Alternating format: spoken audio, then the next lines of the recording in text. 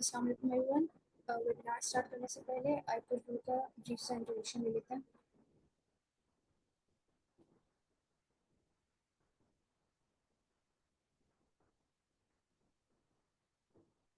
मुझे कंफर्म कीजिएगा मेरी वॉइस क्लियर है? जी क्लियर है, क्लियर। थोड़ी सी स्लो आ रही है। क्लियर है लेकिन स्लो आ रही है। स्लो आ रही है। Sure sir. सर बताइएगा अब मेरी वॉइस क्लियर है?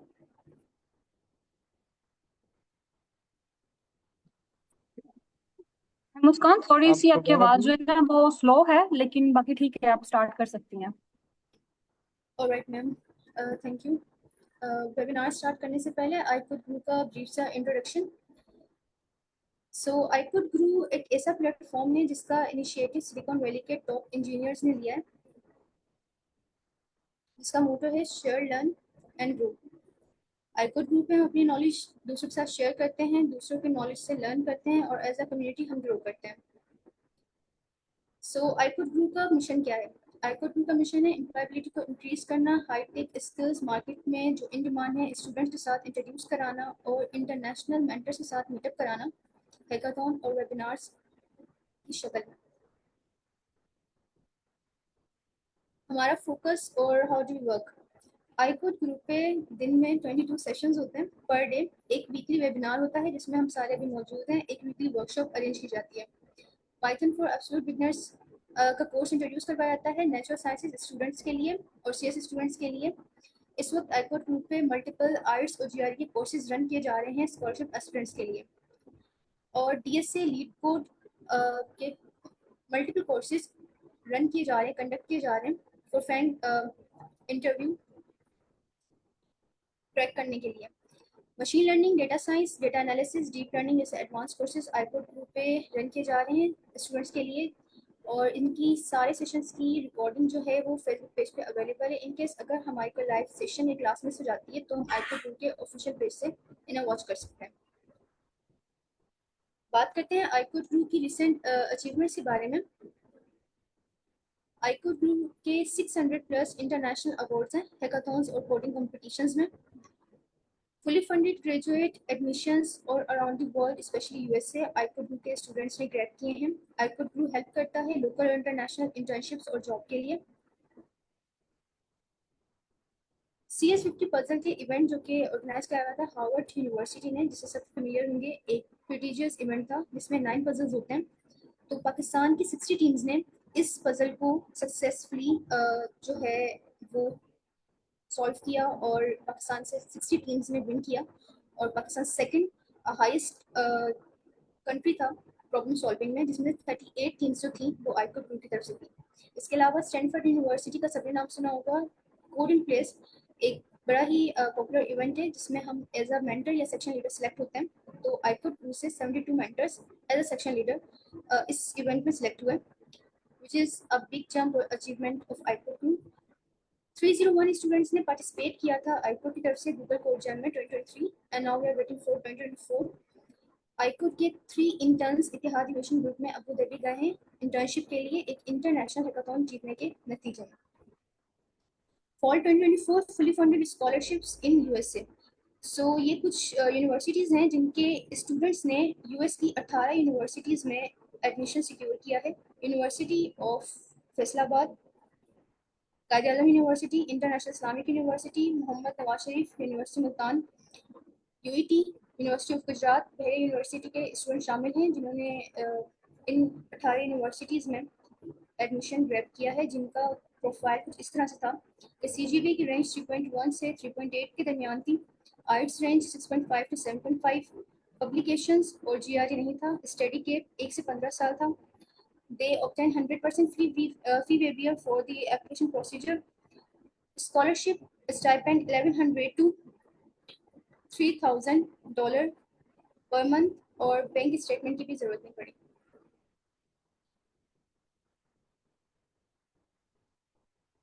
So thank you for joining this webinar. IPL group को आप रजिस्टर कर सकते हैं दिए हुए लिंक पे, और आईपीएल ग्रुप को वॉच कर सकते हैं और रीच आउट कर सकते हैं आईपीएल ग्रुप के फेसबुक पेज से।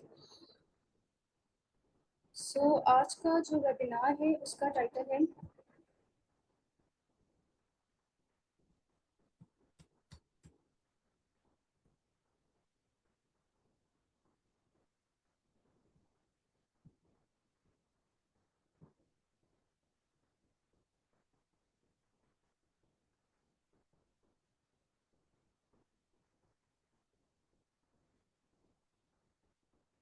मैम मुझे बताइएगा क्या मेरी स्क्रीन शो हो रही है? जी मैम, आपकी स्क्रीन विजिबल है।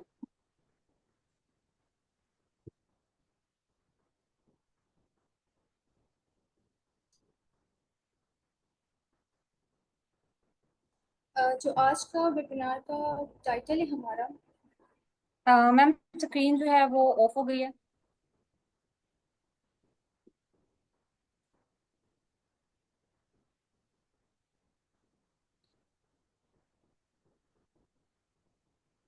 From industry to academia securing fully funded scholarship to the USA from Pakistan. और जो हमारे गेस्ट स्पीकर हैं वो है मैम फिज़ा अशरफ।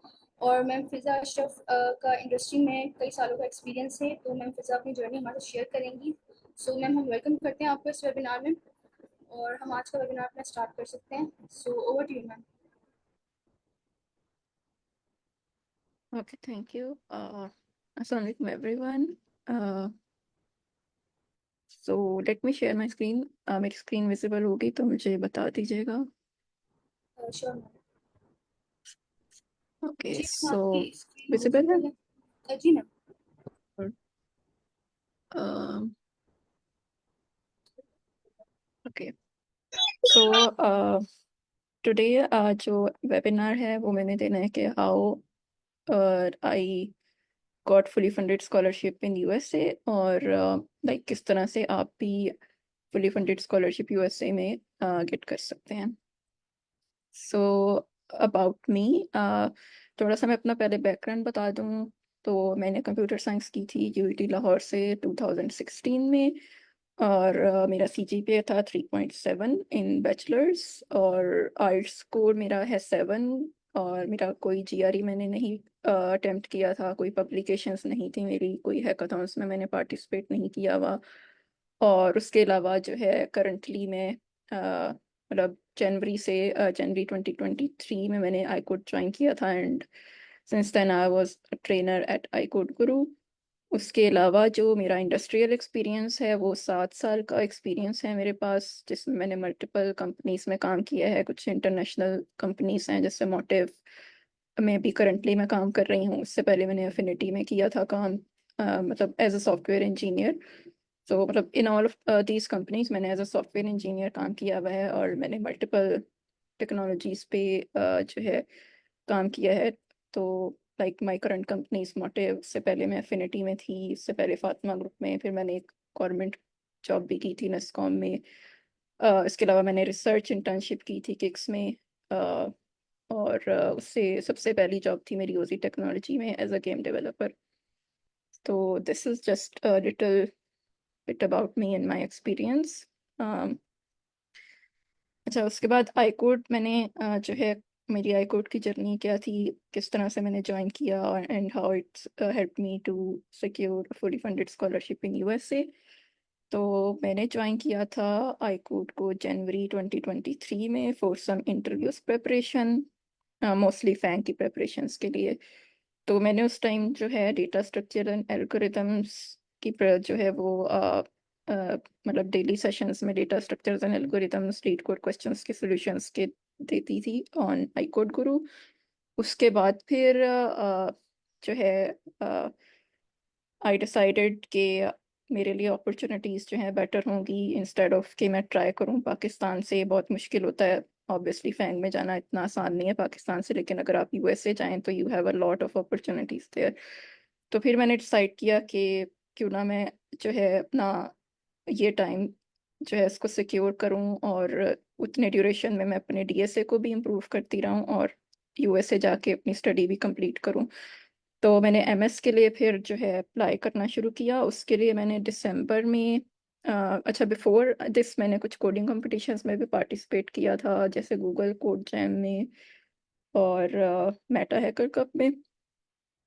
तो उसके बाद फिर मैंने दिसंबर में डिसाइड किया to go for higher studies in USA और मैंने आइट्स का एग्ज़ाम दिया दिसंबर 2023 में, जिसमें मैंने 7 स्कोर लिया आइट्स में। उसके बाद फिर जो है once I received my IELTS score, फिर मैंने ईमेल करना शुरू कर दी प्रोफेसर्स को 2024 में, जनवरी 2024 में फॉर एमएस। और finally I prepared my documents CVs, SOP, LORs वगैरह जो है वो आई कोड गुरु मेंटर्स वगैरह ने मुझे उसमें काफ़ी हेल्प की। तो like they are very helpful. अगर मैं ये काम खुद से करती अकेले में, लाइक CV, SOP, LORs वगैरह और कुछ भी मतलब ईमेल्स करना प्रोफेसर को, तो I wouldn't have been able to get this scholarship.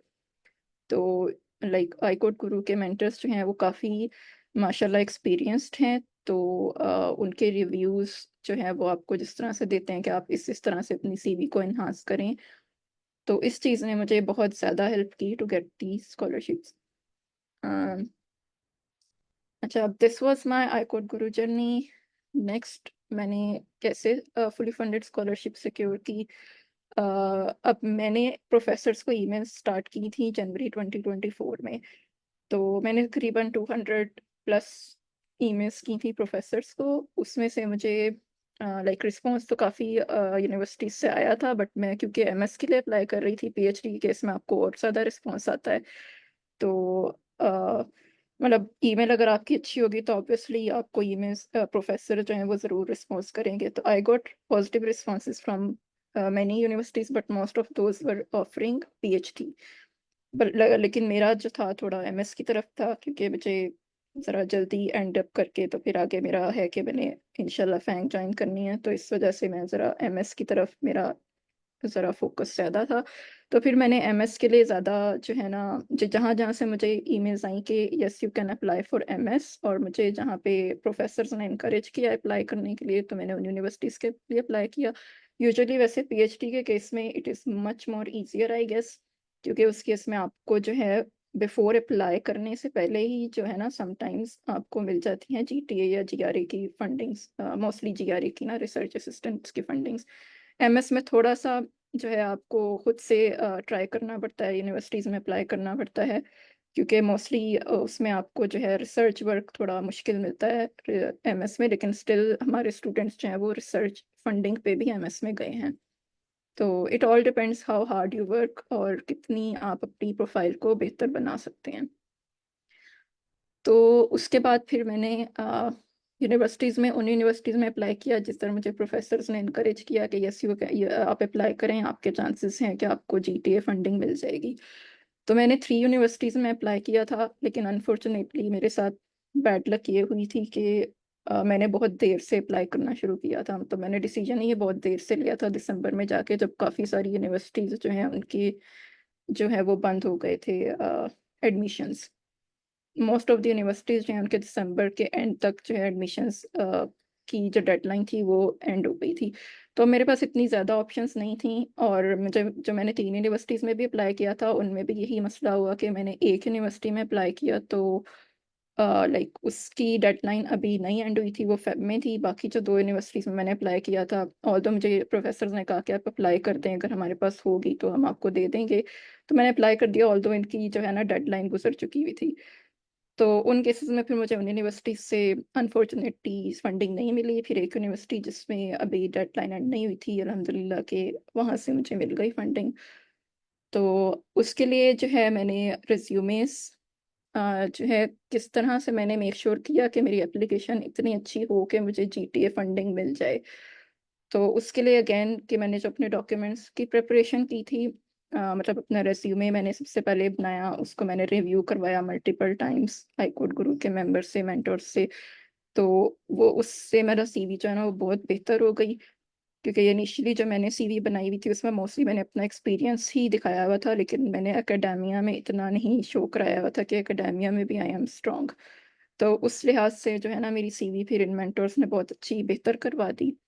और उसके बाद SOP जो है वो मैंने प्रिपेयर की। SOP में भी जो है यहाँ के मेंटर्स ने बहुत हेल्प की, रिव्यू कर किया उन्होंने मल्टीपल टाइम्स मेरे SOP को।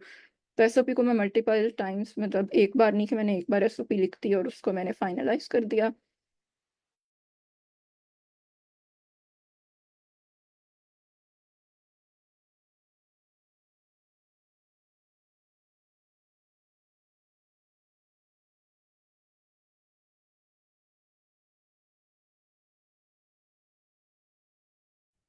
Am I audible? Yes, ma'am, you yes are. Ma'am, yes ma'am आपकी आवाज़ आ रही और मेरी स्क्रीन भी विजिबल है आप लोगों को? है। जी ma'am. Yes, it is. Okay good. अच्छा, तो आई वाज सेइंग कि मैं एसओपी को मैंने प्रिपेयर किया और एक आइट्रेशन में नहीं, मैंने मल्टीपल आइट्रेशंस में इसको बेहतर बनाया। और फिर मैंने हर यूनिवर्सिटी के हिसाब से अपने एसओपी को भी थोड़ा सा मतलब चेंज किया, मॉडिफाई किया, यानी कि एक ही एसओपी मल्टीपल यूनिवर्सिटीज़ में यूज़ कर ली। तो उसके अलावा फिर मैंने अपने एलओआर्स प्रिपेयर किए। एलओआर्स मैंने खुद से प्रिपेयर किए थे। मैंने जस्ट अपनी, मुझे एलओआर्स के लिए थोड़ा सा जो है, क्योंकि मेरे पास एक्सपीरियंस था, तो इस वजह से ज़रा मुझे अपनी एक्सपीरियंस मतलब थोड़े यूएस से भी तो एलओआर्स मिल गए, और एक मेरे अपने प्रोफेसर से मैंने लिया था।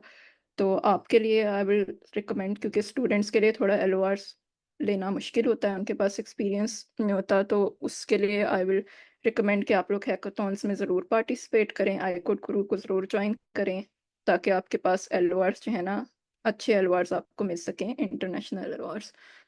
तो ये मैंने एलओआर्स खुद से, जस्ट मैंने उनसे बात की जिनसे मैंने एलओआर्स लेने थे, फिर मैंने खुद से एलओआर्स को थोड़ा सा, क्योंकि मुझे अपनी स्किल्स, अपनी स्ट्रेंथ्स का पता है कि मैंने क्या स्ट्रेंथ्स और उनके साथ मैंने किस तरह से काम किया था जिनसे मैंने एलओआर्स लेने थे। तो मैंने खुद से एक बार ड्राफ्ट उसका बना के उनको रिव्यू करवा दिया। और लाइक एलओआर्स मेरे काफ़ी स्ट्रॉन्ग इस वजह से हो गए थे कि एक तो मैंने खुद से लिखा, अपनी उसमें स्ट्रेंथ्स वगैरह दिखाई, और जो है अ, अ, उसके अलावा मेरे 2 इंटरनेशनल एलओआर्स थे। और मेरा जो अ, उसका एलओआर था बैचलर्स का, सॉरी एकेडेमिया का, तो वो भी मेरे पास एक अच्छा एलओआर था। तो अगर आप स्टूडेंट हैं, आई विल रिकमेंड कि आप उस सुपरवाइज़र के साथ अपना फाइनल ईयर प्रोजेक्ट करें। एक तो रिसर्च टाइप हो वो प्रोजेक्ट, मशीन लर्निंग में for example. Well it depends, computer science के स्टूडेंट्स के हिसाब से बता रही हूँ, क्योंकि I have computer science background. Maths वगैरह का मुझे आइडिया नहीं कि किस तरह का आपको रिसर्च वर्क करना चाहिए, लेकिन आई विल रिकमेंड कि इफ़ यू आर स्टूडेंट तो आप अपना फाइनल ईयर प्रोजेक्ट ऐसे सुपरवाइज़र के साथ करें कि जिनकी जो है ना पब्लिकेशंस बहुत ज़्यादा हैं। तो मेरे जो सुपरवाइज़र थे, लकीली उनकी पब्लिकेशंस बहुत ज़्यादा हैं। वो किक्स में जो हैं वो हेड भी रहे हैं काफ़ी साल, और वो जो हैं डिपार्टमेंट के जो है वो भी बन गए हैं हेड ना। तो उस वजह से मेरा वो एक काफ़ी अच्छा एलओआर आई विल से कि मेरे लिए था। तो आप लोग को भी रिकमेंड करूँगी कि एक ऐसे प्रोफेसर के साथ काम करें जिनकी जो है ना पब्लिकेशंस बहुत हैं और जो काफ़ी अच्छे हाई लेवल पे हैं। उसके अलावा जो है, मैंने फिर यूनिवर्सिटीज़ में, उन यूनिवर्सिटीज़ में अप्लाई किया था जहाँ पे एक्सेप्टेंस रेट काफ़ी ज़्यादा था, और जिन यूनिवर्सिटीज़ का मुझे पता था कि यहाँ पे ऑलरेडी कुछ स्टूडेंट्स पाकिस्तान से गए हुए हैं। तो बिकॉज एक यूनिवर्सिटी में मुझे पता था कि ऑलरेडी एक यूईटी टेक्सला से बंदा गया था लास्ट ईयर। तो मुझे था कि हाँ भाई, उसका 3.3 सीजीपीए है, मेरा तो 3.7 है, तो मेरा भी चांस है। तो इस वजह से मैंने वहाँ ट्राई कर लिया। तो आई विल रिकमेंड कि एक उन यूनिवर्सिटीज़ को भी टारगेट करें जहाँ पे ऑलरेडी यूनिवर्सिटीज़ में स्टूडेंट्स यहाँ से गए हैं। उसके अलावा जो है, फिर once I applied and I was accepted, तो एडमिशन तो मुझे 2 यूनिवर्सिटीज़ में, तब 3 यूनिवर्सिटीज़ में अप्लाई किया था, 2 यूनिवर्सिटीज़ में एडमिशन मिल गया। तीसरी यूनिवर्सिटी जो उन्होंने मेरा एप्लीकेशन, क्योंकि डेड टाइम गुजर गई थी, तो वो स्प्रिंग 2025 में मूव करा दी। दूसरी यूनिवर्सिटी में जीटीए फंडिंग एंड हो गई थी, क्योंकि मैंने बहुत देर से अप्लाई किया था। और तीसरी यूनिवर्सिटी में शुक्र है कि मुझे फंडिंग मिल गई थी। तो उसमें उन्होंने मुझे 100% ट्यूशन वेवर दिया, और 70,800 पर ईयर स्टाइपेंड जो है वो भी मुझे मिला। तो this was how I secured the fully funded scholarship and my journey to fully funded scholarship. अब मैंने प्रोफेसर्स को किस तरह से अप्रोच किया, लाइक आई ऑलरेडी टोल्ड कि सबसे पहले मैंने अपना सीवी को बेहतर किया, उसको मैंने रिव्यू करवाया मल्टीपल टाइम्स। उसके अंदर जो जो चीज़ें मिसिंग थी, जो कि ऐड होनी चाहिए थी, जो कि आपको सिर्फ यहाँ के मेंटोर्स ही बता सकते हैं क्योंकि उनको एक्सपीरियंस है, तो उनके साथ मैंने अपनी सीवी को रिव्यू किया, उसको बेहतर बनाया। उसके बाद फिर मैंने अपने आइल्स के स्कोर को जो है बेहतर किया। तो मेरे पास क्योंकि सिर्फ आइल्स था, जीआरई नहीं था, तो आप लोगों के केस में मैं कहूँगी कि जीआरई भी दे दें तो बेटर है। डिपेंड्स ऑन कि आपके पास टाइम है या नहीं है। अगर आपके पास टाइम है तो जीआरई ज़रूर अटैम्प्ट करें, और क्योंकि ये आपके चांसेस के साथ काफ़ी ज़्यादा बढ़ जाते हैं, ऑप्शंस बहुत ज़्यादा हो जाती हैं जीआरई के साथ।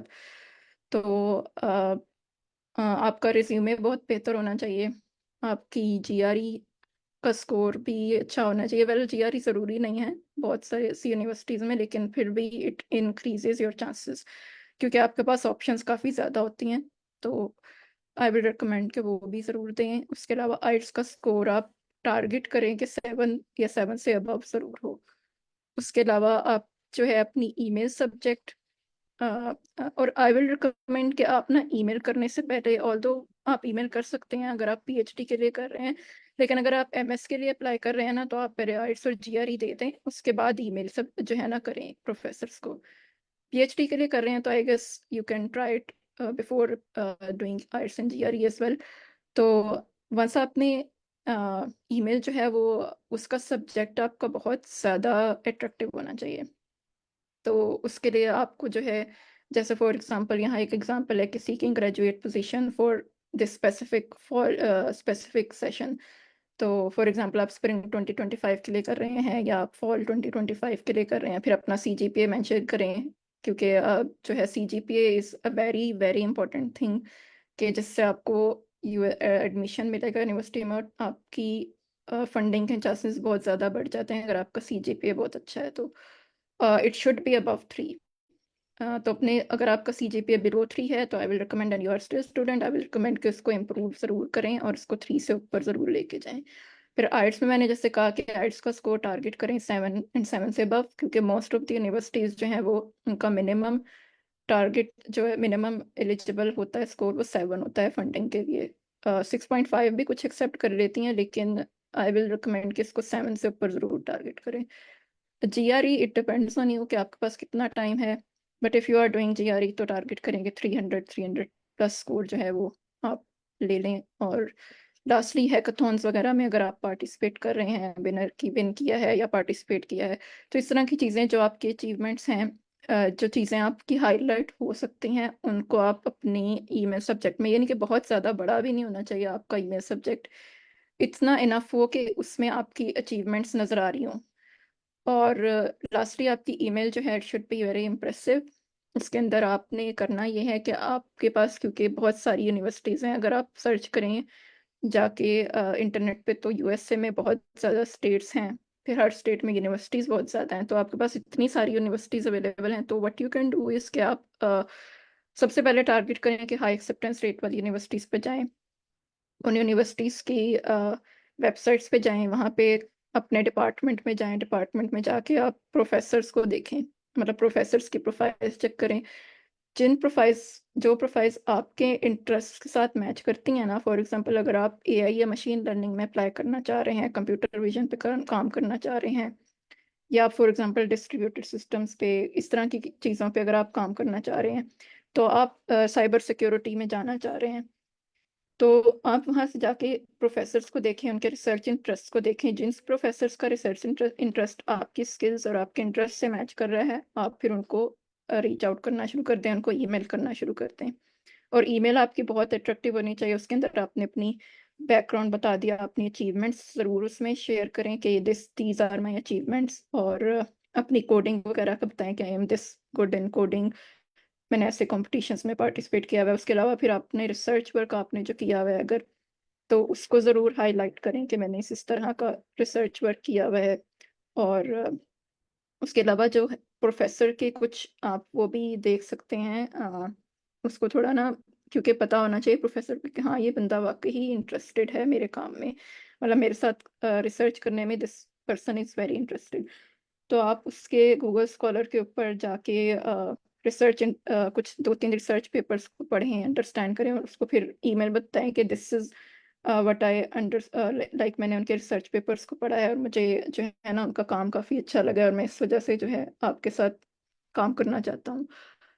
तो मतलब इस तरह से आपकी ईमेल जो है ना वो काफ़ी स्टैंड आउट कर जाती है, कि आपको, प्रोफेसर को पता चलता है कि हाँ this person is very serious, और ये वाकई में रिसर्च वर्क करना चाह रहा है, या इस जो है ना, और सीजीपीए का आपका अच्छा है, तो उसको ये भी पता होगा कि हाँ ये हार्ड वर्किंग भी है, तो he really deserves to get the funding.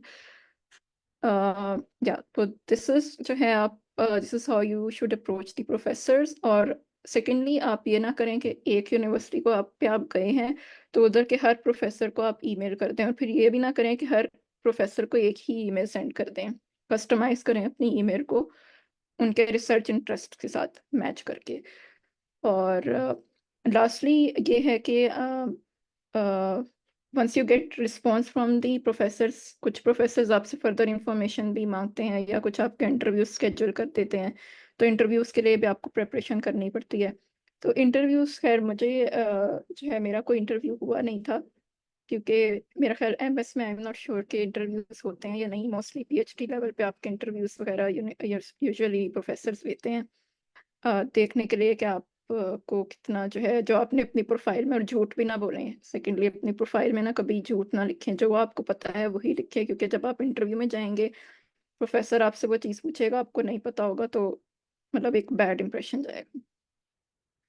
तो ये चीज़ हो गई। और अपनी प्रोफाइल को इम्प्रूव करने के लिए भी आई विल रिकमेंड कि आईकोड गुरु को ज्वाइन करें, हैकाथॉन्स में पार्टिसिपेट करें, अपने कोडिंग को बेहतर करें, डेटा स्ट्रक्चर्स एंड एल्गोरिदम्स को इम्प्रूव करें, लीड कोड जो है वो शुरू करें। अगर आपने नहीं किया तो ट्राई करें कि क्वेश्चन ज़रूर करें डेली लीड कोड पे, और टीच भी करें लीड कोड पे, क्योंकि आपके पास जब टीचिंग एक्सपीरियंस होगा ना, तो आपके लिए टीचिंग असिस्टेंट की पोजीशंस लेना आसान हो जाएगा, क्योंकि उनको पता होगा कि इस बच्चे को टीच करना भी आता है।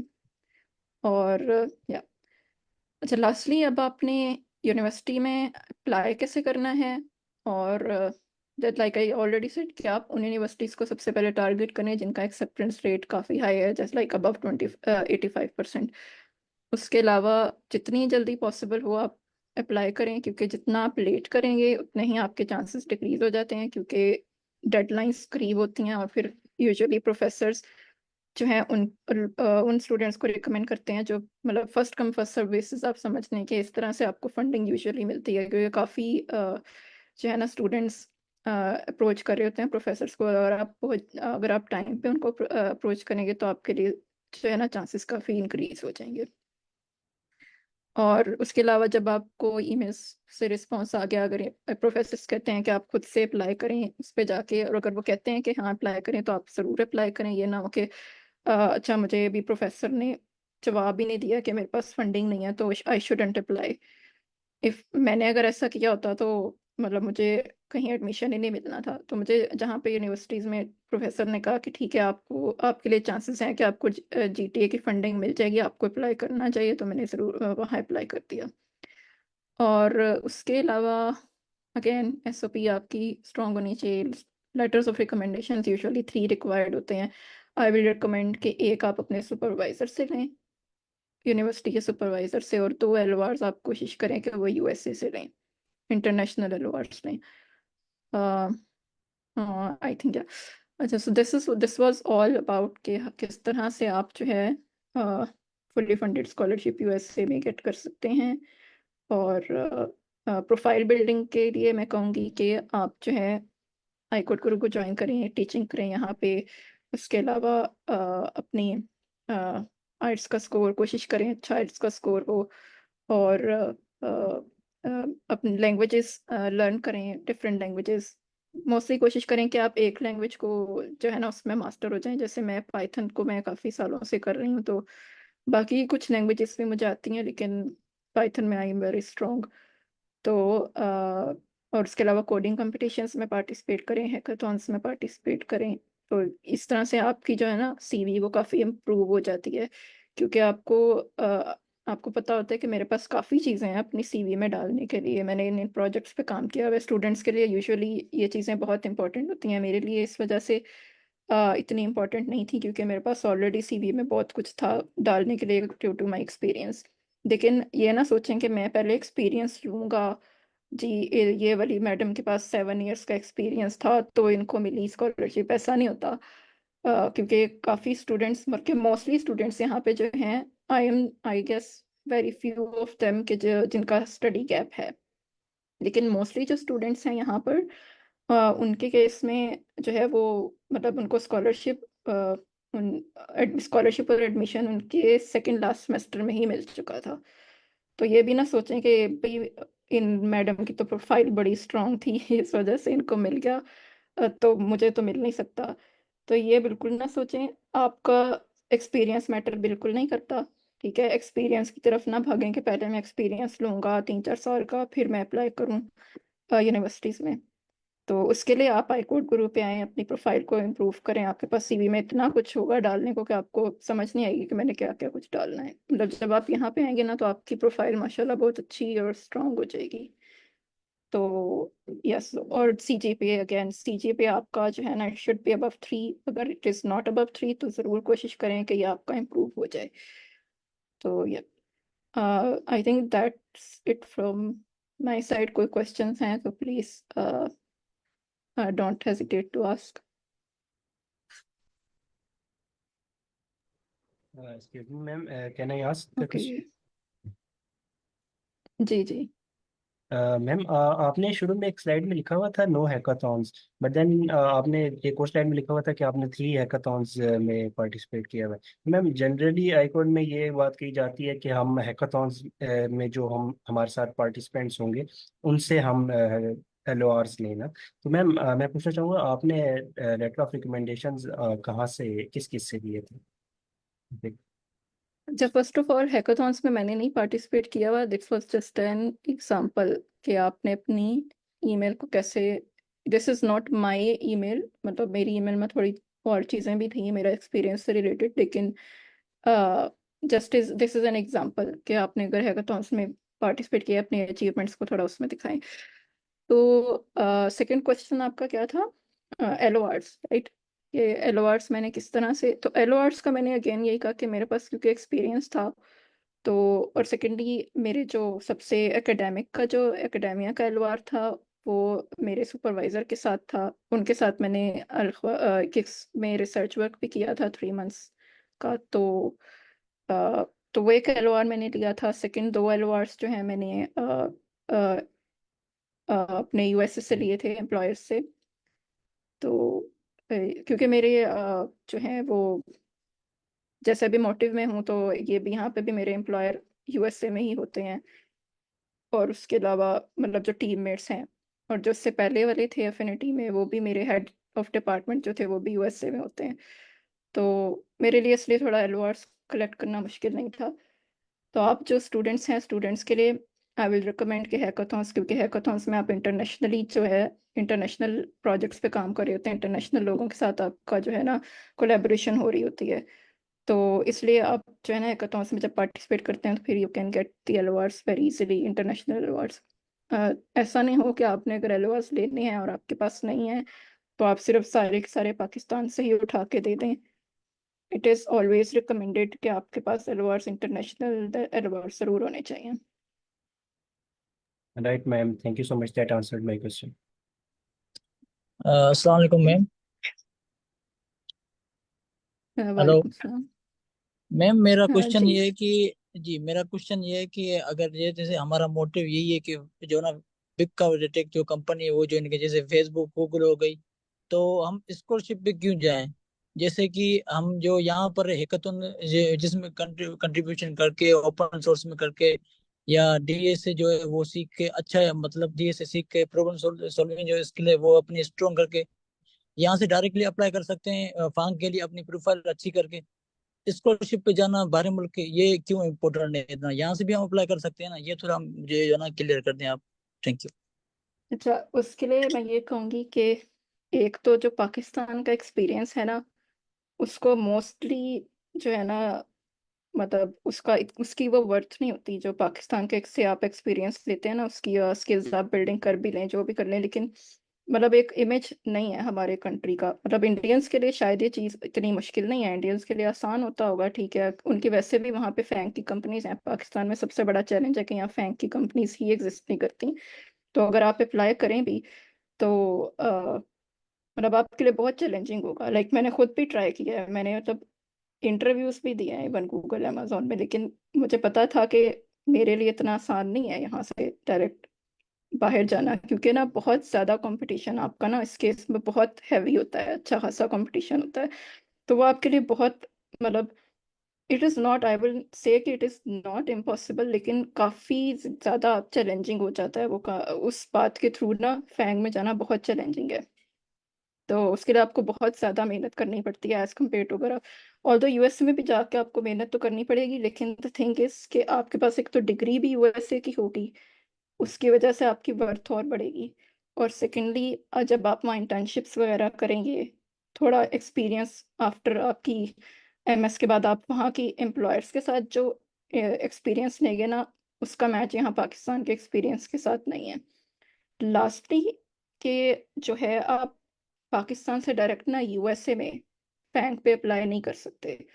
आप यूरोप साइड पे अप्लाई कर सकते हैं, लेकिन यूरोप साइड में ना सैलरीज इतनी अच्छी नहीं है। मतलब आपको मिल भी जाए लेट्स सपोज जॉब, लेकिन ना यूरोप साइड में फैंग में उतनी सैलरीज नहीं है जितनी यूएसए में है। यूएसए में बहुत ज़्यादा हाई सैलरीज हैं। तो आई विल रिकमेंड कि अगर आप फैंग को टारगेट कर रहे हैं तो यूएस साइड पे टारगेट करें, ना कि यूरोप साइड पे। Well it also depends on your choices, लेकिन ज़्यादा चैलेंजिंग है, बहुत चैलेंजिंग है पाकिस्तान से फैंग में जाना। अच्छा अच्छा जी मैम, तो असल में मेरा जो अभी रिसेंट ग्रेजुएशन मेरी हुई है, तो मेरा असल में सीजीपी जो है वो पहले ही जो है ना लो हो गया, 2.9 है। और जो रिकमेंडेशन सीजीपी के वो तकरीबन 3 से अब होना चाहिए। तो अभी मुझे मास्टर परस्यू करने पड़ गए। सर जफर शाह ने बोला कि क्या यहाँ जो पाकिस्तान में यूनिवर्सिटी है उसमें कुछ जो ज्वाइन हो जाए, फिर सीजीपी जो है 3 से अब लें फिर अप्लाई करें। तो अभी जैसे 2 साल मास्टर में लगेंगे और उसके बाद अप्लाई करना हम्म पड़ेगा पीएचडी के लिए। तो ये 2 साल मास्टर के लिए क्यों हम मतलब जाया करें? इससे बेहतर नहीं है कि 2 साल डीएसए पर दें, उसको बेटर करें और फिर डायरेक्ट जो ना बड़ी कंपनियों के लिए अप्लाई करें। जैसे कोई रिमोट हो गई, रिमोट के लिए अप्लाई करें, फिर वो सीवी में ऐड करेंगे हमारा यहाँ यहाँ पे काम हो चुका है, हम यहीं पे जो कर चुके हैं, फिर शायद हमारा जो है ना हो जाए सिलेक्शन। ऐसा इज दैट पॉसिबल? अच्छा, मैं इस पे भी आपको यही कहूँगी। मैं ना एक तो फैंग के लिए ट्राई कर रही हूँ कुछ तकरीबन 2.5 ईयर से, मतलब 2022 से, ठीक है। और इसके अलावा जो है, मैं रिमोट जॉब्स के लिए भी मैंने बहुत कोशिश की है।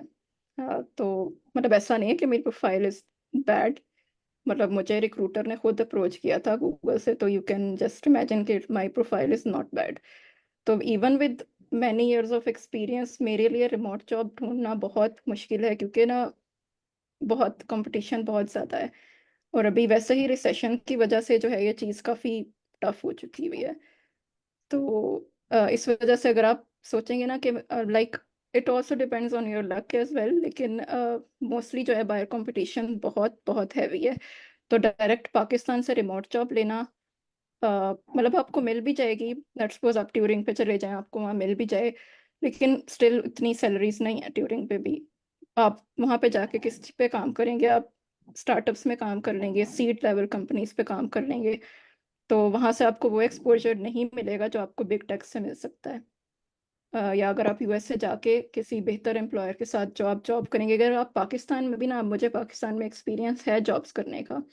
तो एक सिर्फ एक मोटिव ऐसी कंपनी है जिसमें मैंने फील किया है कि मुझे इंटरनेशनल लेवल पे काम करने को मिल रहा है, इंटरनेशनल स्टैंडर्ड्स पे।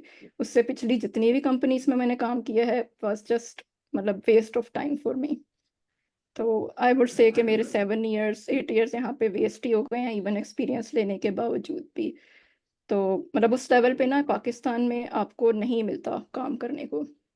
और अगर आप स्टार्टअप्स भी की तरफ चले जाएंगे तो वहाँ पे फिर ये है कि अगर आपके पास एक्सपीरियंस स्किल्स नहीं है एज अ फ्रेश ग्रेजुएट, तो आपके लिए जो है ना स्टार्टअप के एनवायरनमेंट में सरवाइव करना बहुत मुश्किल हो जाता है।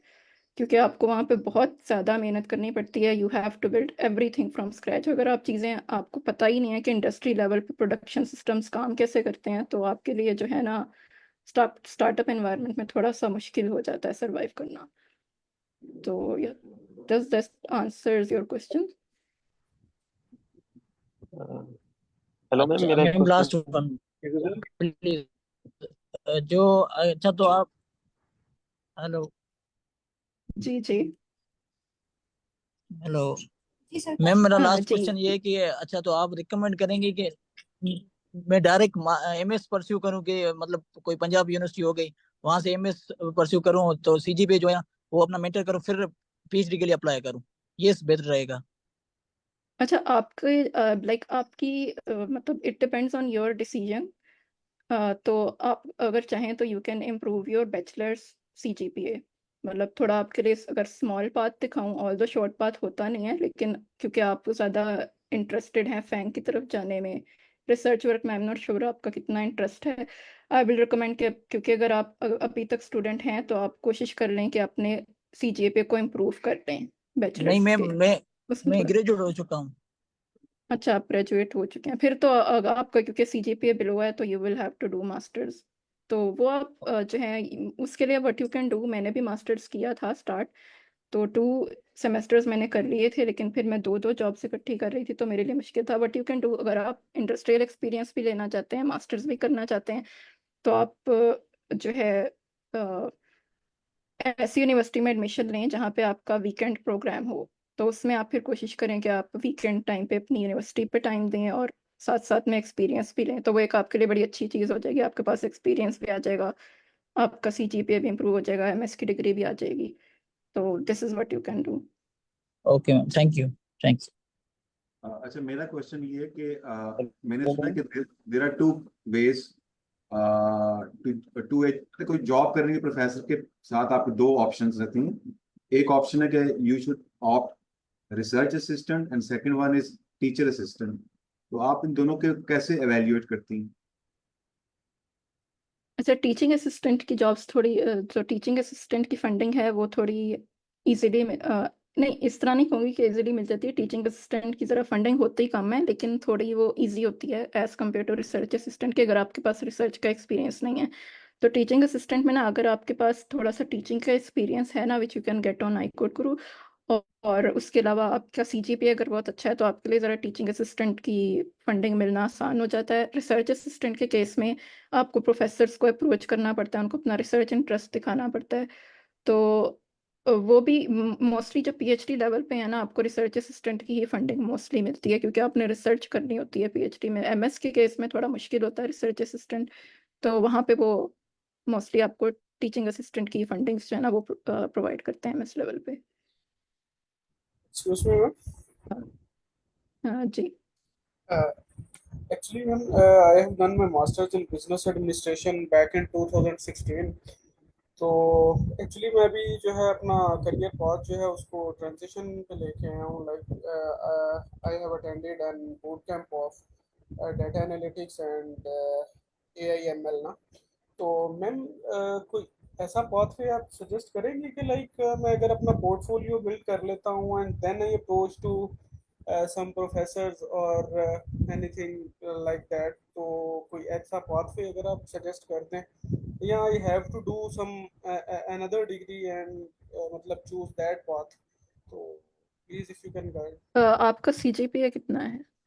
Sorry, like by bad luck my CGPA is 2.84. और आप बिजनेस एडमिनिस्ट्रेशन में आपने किया हुआ है, Yes. And you want to move to computer science?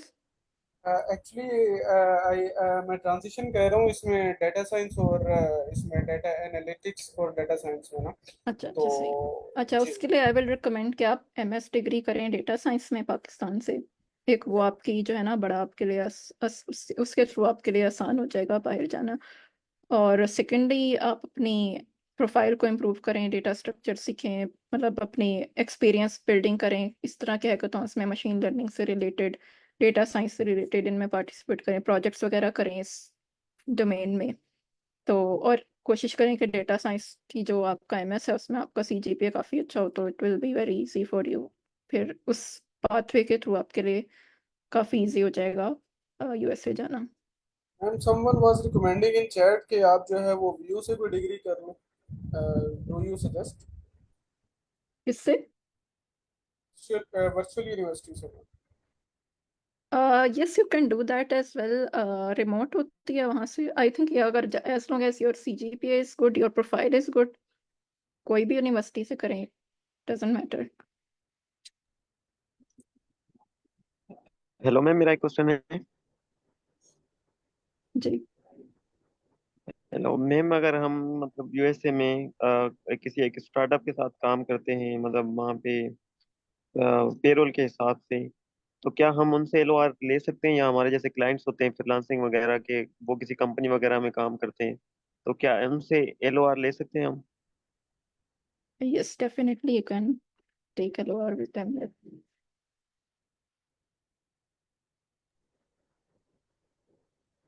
Okay ma'am, thank you. अच्छा मैम, मेरा एक क्वेश्चन था।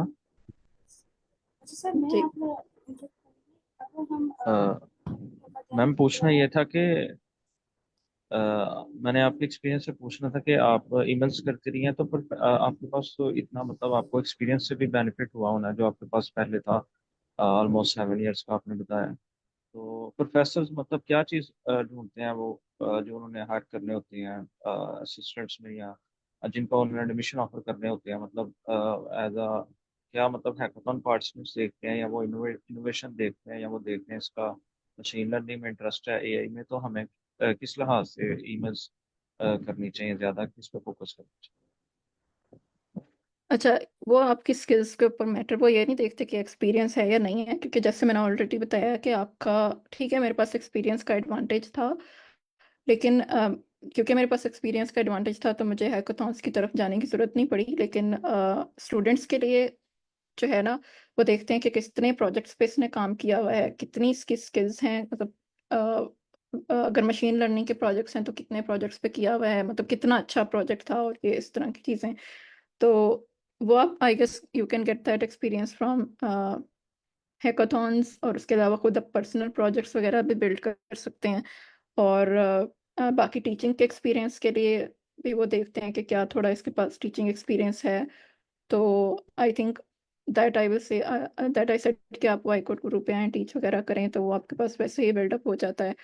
और उसके अलावा सीजीपीए को काफ़ी देखते हैं, 3 से अबव, जैसे मैंने कहा कि वो ज़रूर होना चाहिए आपका सीजीपीए फंडिंग के लिए। आई थिंक 3 से बिलो पे विदाउट फंडिंग भी हो जाता है एडमिशन, लेकिन फंडिंग के लिए आपका 3 से अबव सीजीपीए होना ज़रूरी है। तो और also they are also looking के इस बंदे का रिसर्च इंटरेस्ट किस तरफ को है। जैसे अभी एक बंदा था जिसके पास जो है रिसर्च का एक्सपीरियंस नहीं था, लेकिन उसका इंटरेस्ट था मशीन लर्निंग में। तो प्रोफेसर ने उसको कुछ असाइनमेंट्स वगैरह दी, और वो उस पर कंसिस्टेंट रहा कि ठीक है, मुझे प्रोफेसर ने असाइनमेंट दिया, I will continue to show my interest, ये नहीं मैं दिखाऊंगा कि मैं जो है ना I will just give up. तो उसके उस कंटिन्यूड इंटरेस्ट की वजह से जो उसने डिलीवर करता रहा वो अपने असाइनमेंट्स को। तो इस तरह से भी प्रोफेसर वगैरह आपको इवेलुएट करते हैं कि क्या ये बंदा परसिस्टेंट रहता है और वाकई इसका इंटरेस्ट है या नहीं। तो उस बेसिस पे भी फिर वो आपको फाइनली जो है ना असिस्टेंटशिप देते हैं। और बाकी मैम ये आपका जो इंटरव्यू जो असाइनमेंट है जी। जी जी। मैम ये आपकी जो बात से एक बात असाइनमेंट आई कि मतलब वही कंटिन्यू कर रहा हूँ कि रिसर्च पेपर, कई पर्सन्स कहते हैं कि अगर रिसर्च पेपर ना पब्लिश किया हो तो आपको फुली फंडेड मिलती ही नहीं है। तो आप इस बारे में क्या नहीं कहना नहीं नहीं चाहेंगे? नहीं, ये तो बिल्कुल एक मिसकंसेप्शन है ये। मतलब इस वजह से मैंने भी कितनी देर तक अप्लाई नहीं किया कभी कि मेरे पास रिसर्च एक्सपीरियंस ही नहीं है। मतलब इस तरफ को बिल्कुल भी ना सोचें कि आपके पास publication, like I already told कि मेरे पास पब्लिकेशन, और यहाँ पर से जितने भी अभी तक स्टूडेंट्स गए हैं पीएचडी की स्कॉलरशिप्स पे, उनके पास किसी के पास पब्लिकेशंस नहीं है।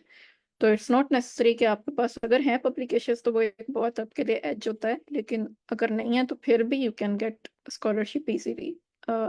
इसलिए अगेन मैंने यही कहा कि आपकी स्किल्स जो है ना वो बड़ी मैटर करती हैं, आपका सीजीपीए मैटर करता है, फिर आपने इंटरव्यू किस तरह से दिया है, तब प्रोफेसर को किस तरह से आप अप्रोच कैसे कर रहे हैं, कितनी अपनी अकम्पलिशमेंट्स आपकी कितनी हैं। तो ये चीज़ें मैटर करती हैं, क्योंकि इस द थिंग इज वो चीज़ ये देखना चाह रहे होते हैं कि क्या ये बंदा हार्ड वर्किंग है या। तो हार्ड वर्क का आपको पता चल जाता है आपकी प्रोफाइल को देख के कि ये बंदा अपने आप को इम्प्रूव करता रहता है with the passage of time. Like ये कोई आइडल बंदा नहीं है कि बस जो काम हाथ में आया बस वो किया, कोई एक्स्ट्रा करिकुलर वर्क, मतलब खुद से कुछ लर्निंग इसकी नहीं है। तो अगर आप खुद से चीज़ें लर्न कर रहे हैं, वो आपकी प्रोफेसर को आपकी प्रोफाइल पे नज़र आ रही है, तो वो डेफिनेटली आपको जो है ज़रूर अप्रोच करेंगे। मैम ये जो आप बता तो रहे मैम हैं ओके मैम, थैंक यू। तो असाइनमेंट्स वो प्रोफेसर देते हैं। जी। जी मैम सुना, अस्सलाम वालेकुम मैम। ये वालेकुम सलाम।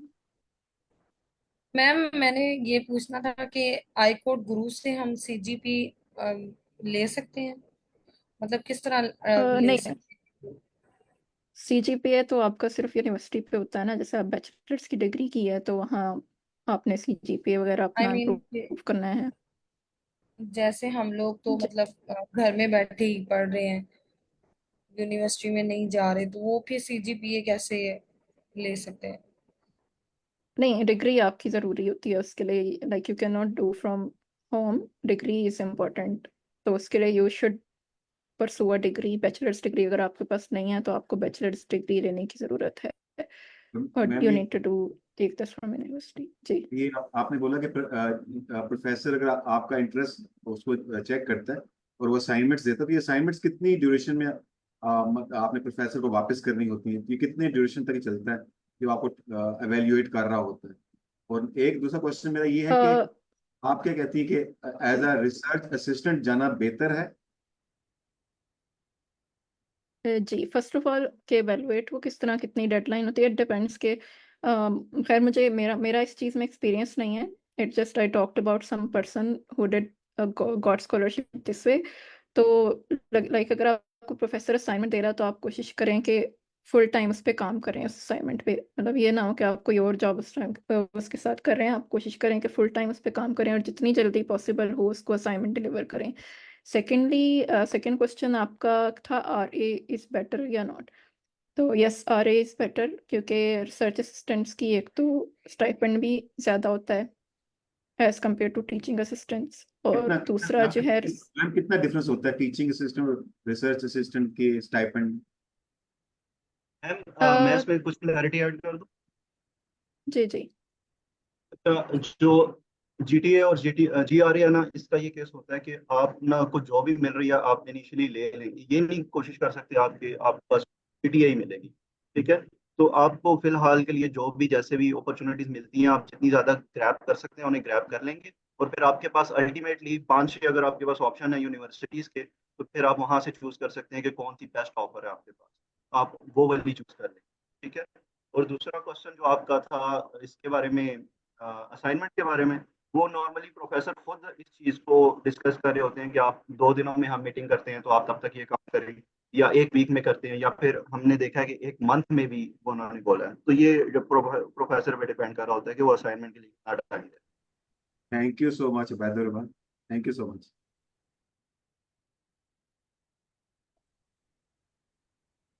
अच्छा मैं मेरा भी एक क्वेश्चन है। क्वेश्चन था रिगार्ड। हेलो। जी मैम आवाज आ रही है? जी सर, हमजा आप पूछ सकते हैं सवाल।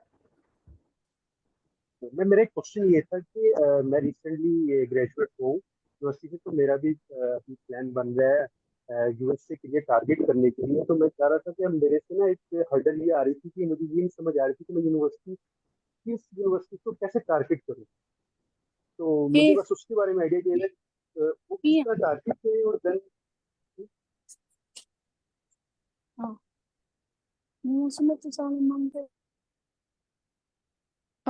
आवाज आ रही जी सर, आवाज़ आ रही है।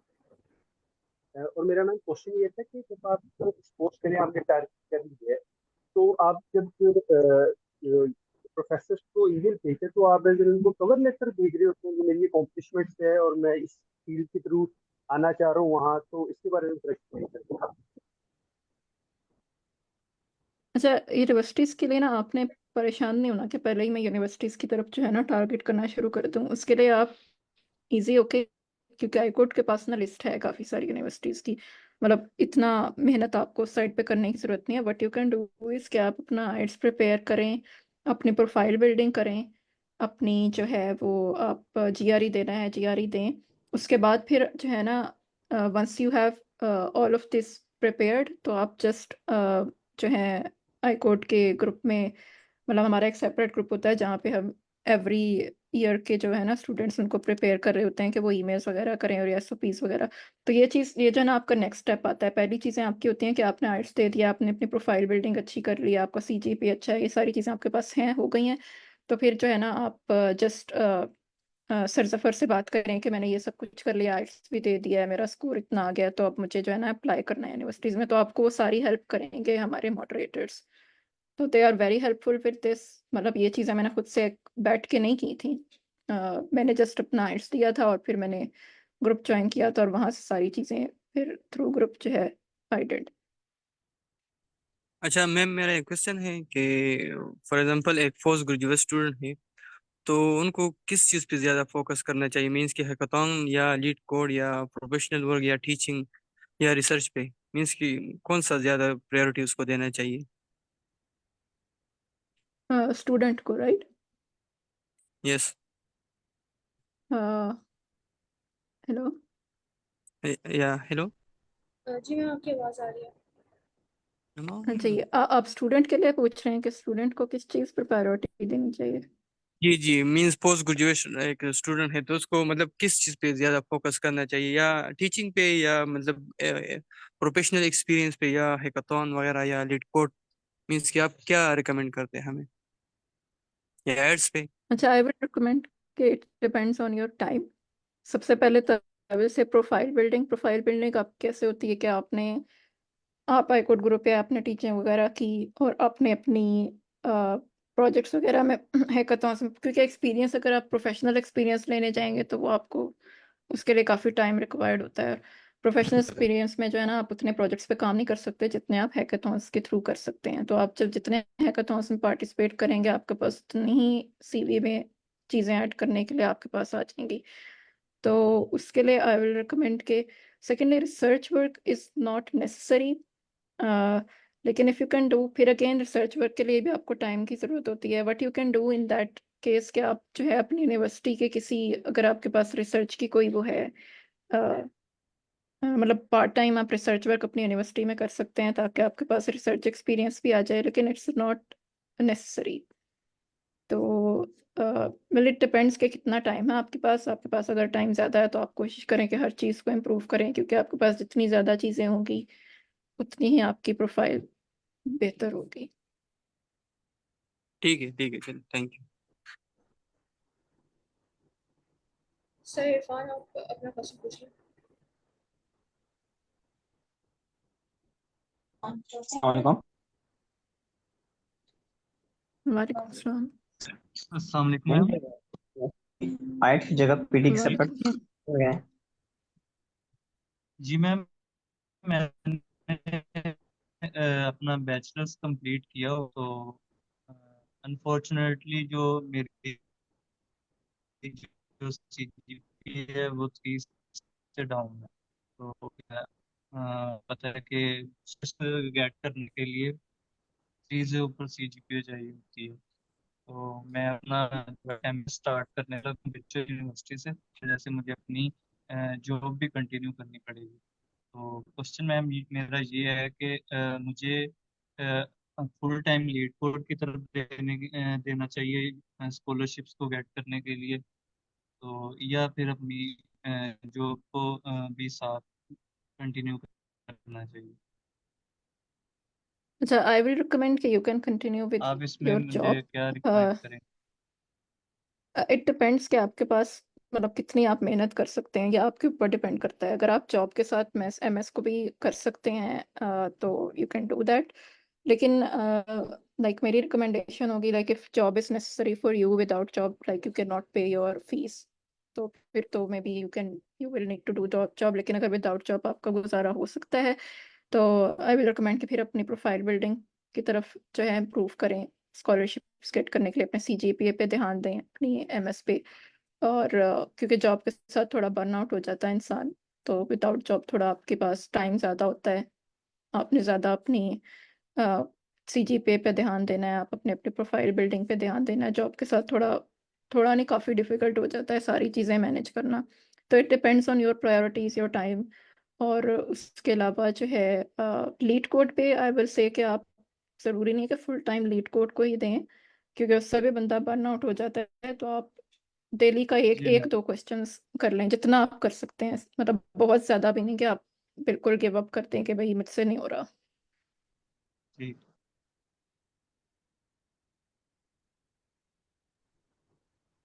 Thank you ma'am. Sir Umar, आप अपना क्वेश्चन कर लें। वालेकुम मैम। वालेकुम सलाम। मैम मेरा क्वेश्चन ये था कि मैंने अभी 6 सेमेस्टर कंप्लीट किए हैं, तो अभी मेरा जो एफओआईपी है वो मैं रिसर्च बेस ही कर रहा हूँ। तो जो मेरा रिसर्च टॉपिक है वो उर्दू लैंग्वेज में है।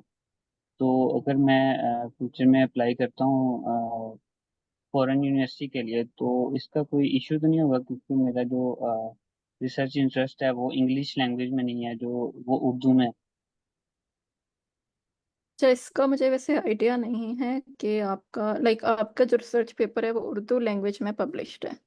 नहीं, हो तो हुआ होगा तो इंग्लिश में ही, लेकिन जो एरिया ऑफ इंटरेस्ट है, यानी कि अगर फर्ज करें कोई क्लासिफिकेशन वर्क किया है तो वो अच्छा, नहीं उर्दू नहीं नहीं, आई लिंग्विस्टिक डोंट में थिंक किया। सो। इससे कोई नहीं नहीं नहीं, इससे कोई फर्क नहीं पड़ेगा, बल्कि this is a good thing कि आप एक डिफरेंट लैंग्वेज के ऊपर रिसर्च कर रहे हैं। नहीं, अगर आपका मतलब आपने उर्दू लैंग्वेज की क्लासिफिकेशन या एनएलपी के ऊपर, एनएलपी आपने उर्दू लैंग्वेज में की हुई है तो इट जी doesn't ma'am. Matter, just research work आपका पब्लिश होना चाहिए। और दूसरा क्वेश्चन मेरा ये था मैम कि अभी मेरा 1 साल पड़ा है, फाइनल ईयर पड़ा है, तो अभी मेरी प्रोफाइल भी कंप्लीट नहीं है आईएलटीएस की। मैंने आईएलटीएस की प्रिपरेशन अभी स्टार्ट की है, तो मैं क्या पहले डिग्री कंप्लीट कर लूँ, या मैं डिग्री से पहले ही अपना जो प्रोफेसर को रीच आउट करूँ, करना स्टार्ट कर दूँ, यानी कि प्रोफाइल अपनी कंप्लीट करने के बाद। तो आप क्या सजेस्ट करें? अच्छा, अगेन इट डिपेंड्स ऑन कि आपके पास कितना स्टेमिना है, कितना टाइम है। आपने अपना सीजीपीए भी मेंटेन करना है। स्टूडेंट्स यूजुअली यहाँ पे यही कर रहे होते हैं कि साथ साथ वो अपनी प्रोफाइल बिल्डिंग भी कर रहे हैं, आर्ट्स की प्रिपरेशन भी कर रहे हैं, और सेकंड लास्ट सेमेस्टर से वो अप्लाई करना शुरू कर देते हैं। फिर ये होता है कि उनकी जब डिग्री कंप्लीट होती है they just directly go to USA for their higher studies. Otherwise फिर आपको 1 साल और वेट करना पड़ता है उस ड्यूरेशन में। अगर आप आफ्टर डिग्री करेंगे तो फिर आपको नेक्स्ट ईयर पे जो है ना जाके मिलेगी स्कॉलरशिप। तो it depends on your priorities, कितनी आप मेहनत कर सकते हैं, depends on you. CGPA ma'am मेरा अभी इसमें मेरा एक 3 क्वेश्चन है। मैम हाँ, सीजीपीए अभी 3.4 है, और अगर 2 सेमेस्टर में 3.5 तक नहीं भी पहुंचा तो इज इट फाइन? नहीं, 3.4 is really good, so don't worry about this. बहुत अच्छा है आपका, इसको मेंटेन रखें, जस्ट इसको ड्रॉप ना होने दें। थैंक यू लेकिन मैम। अगर आप इसको पुश कर सकते हैं तो वो ज्यादा बेटर है। Yes. Okay, thank you. Sir Shoaib आप अपना मैम क्वेश्चन पूछ सकते हैं। मैम हम आफ्टर सेकंड सेमेस्टर स्कॉलरशिप्स के लिए अप्लाई कर सकते हैं, is it true? No no, not after second semester, in the second last semester, जब आपका 1 ईयर रह जाता है ना एकेडमिक कंप्लीट होने में।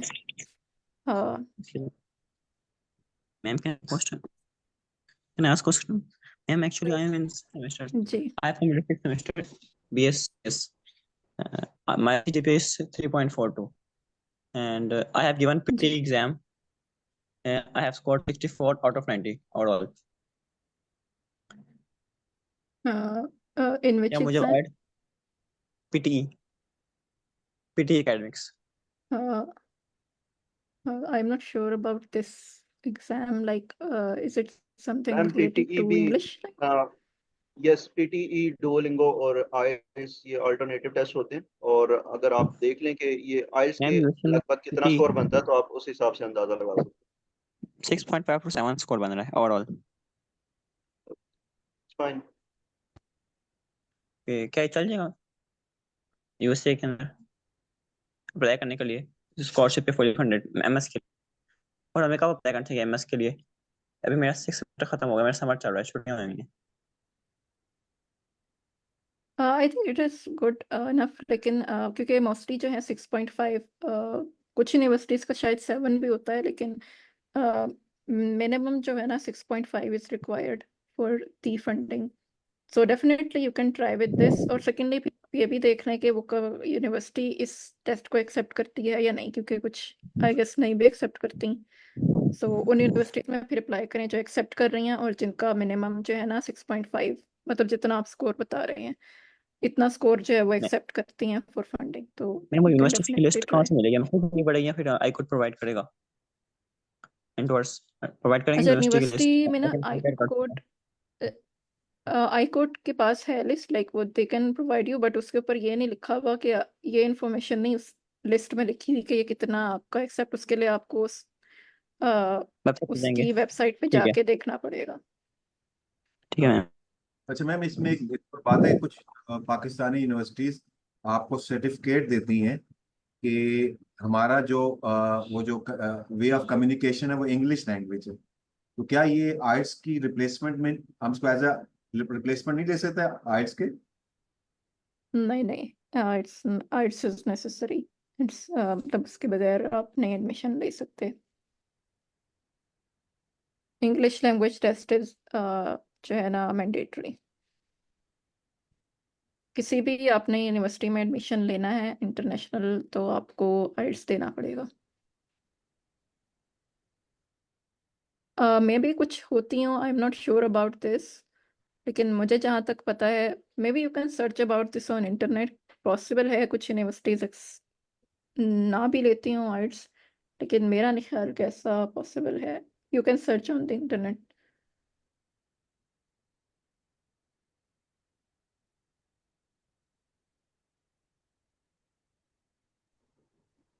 Any other question? Sir Numan, आप अपना क्वेश्चन पूछ लो। ऐसा उनको अच्छा, मेरा क्वेश्चन था LOR लाइक वो LOR जस्ट यूएस का ही होना चाहिए या किसी भी कंट्री का हो सकता है इंटरनेशनल? इंटरनेशनल किसी और कंट्री का भी है, किसी अच्छे कंट्री का, लेकिन लाइक जैसे कनाडा हो गया, कोई यूरोप साइड से हो गया, तो वो भी चल सकता है। लेकिन अगर आप यूएस में अप्लाई करें तो आई विल रिकमेंड के यूएस का टारगेट करें। अगर नहीं है तो फिर कोशिश करें, टारगेट करें कि यूएस का है। इफ़ यू डोंट हैव तो फिर आप I think it can still work. अच्छा, दूसरा ये था कि यूएस में अगर फॉर एग्जांपल अगर आपका कोई फैमिली मेंबर है और आपने उनके साथ काम किया, वो अगर वो भी LOR दे सकते हैं यूएस का? फैमिली मेंबर्स से आई डोंट थिंक सो कि वो इतना स्ट्रॉन्ग एलओआर होगा। या तो ये मेंशन ही ना करें कि वो फैमिली मेंबर है आपका।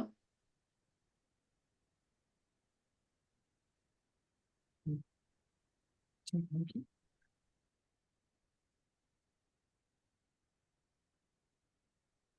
जी। सर शुएब, क्वेश्चन पूछ लें आप।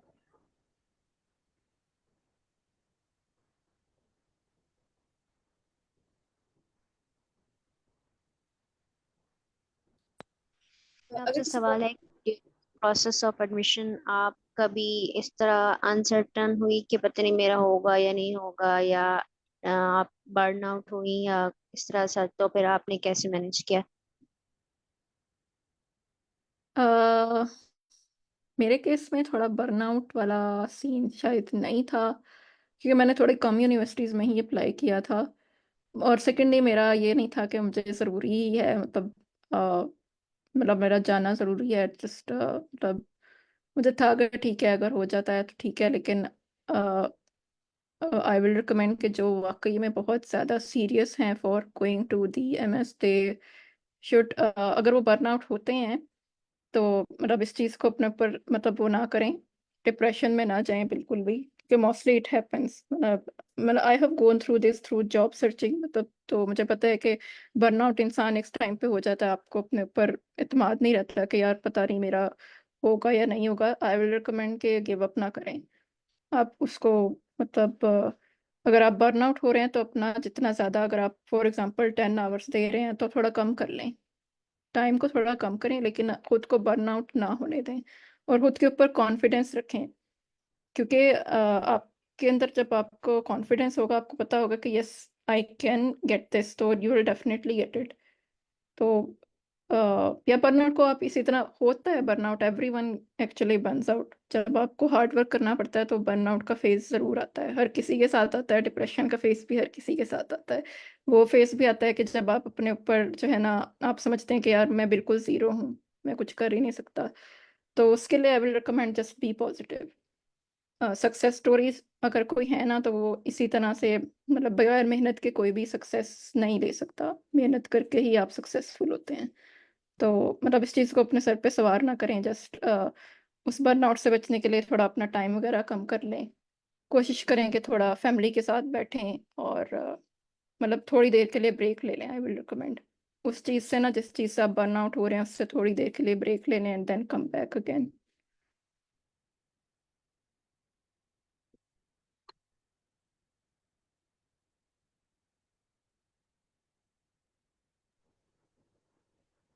Hello ma'am. Anyone else has any questions? जी। मैम ये टीचिंग असिस्टेंट और रिसर्च असिस्टेंट हमारी रिस्पॉन्सिबिलिटीज क्या होगी? अगर हमें स्कॉलरशिप सिक्योर कर ले। अच्छा, रिसर्च असिस्टेंट के लिए आपको रिसर्च वर्क करना पड़ता है। उसके लिए आपको पेपर्स वगैरह पब्लिश करने होते हैं, रिसर्च वगैरह करनी होती है। और टीचिंग असिस्टेंट के केस में आपको टीचिंग करनी होती है, जैसे प्रेजेंटेशंस बना दी, आपने टीच वगैरह कर दिया क्लासेस में, या लैब्स वगैरह का काम भी हो सकता है। तो दिस इज द डिफरेंस। जो रिसर्च असिस्टेंट में उसमें असिस्टेंट है, उसमें यूजुअली आप लैब में ही बैठ के काम कर रहे होते हैं रिसर्च वर्क से रिलेटेड। टीचिंग में आप रिसर्च वर्क नहीं करते, उसमें आप टीचिंग करते हैं।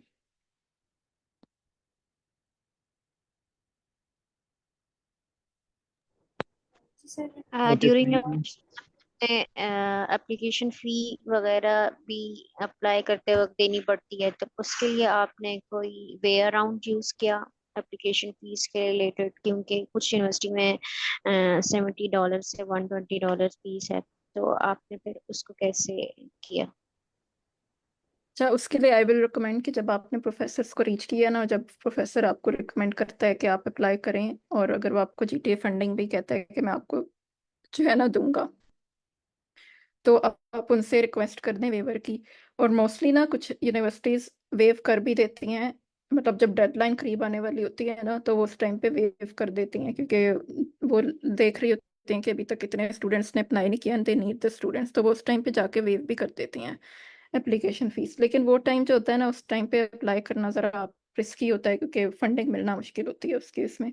मेरे केस में अब यही मसला था कि मुझे करनी पड़ी थी फीस अरेंज, क्योंकि जो है मुझे कोई किसी प्रोफेसर से डायरेक्ट कोई ऐसी नहीं मिली थी ईमेल के हम आपको प्रोवाइड कर देंगे। उन्होंने जस्ट मुझे इनकरेज किया था कि आप अप्लाई करें, आपके लिए हैं। तो फिर मुझे जरा अप्लाई करनी पड़ी थी। लेकिन आई विल रिकमेंड कि आप प्रोफेसर के साथ जो है ना, प्रोफेसर से कहें कि आपको वेव कर दें। मोस्टली प्रोफेसर्स कर देते हैं।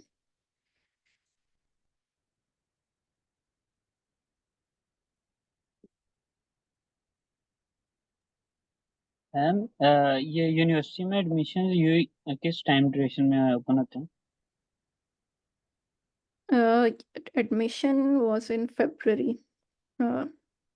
जो डेडलाइन होती है ना एडमिशन, उसके तकरीबन एक तो इट डिपेंड्स ऑन यूनिवर्सिटीज। मेरी यूनिवर्सिटी के केस में फेब में डेडलाइन थी, और फेब में ही उन्होंने 1-2 वीक्स के बाद एडमिशन डिसीजन जो है वो भेज दिए थे।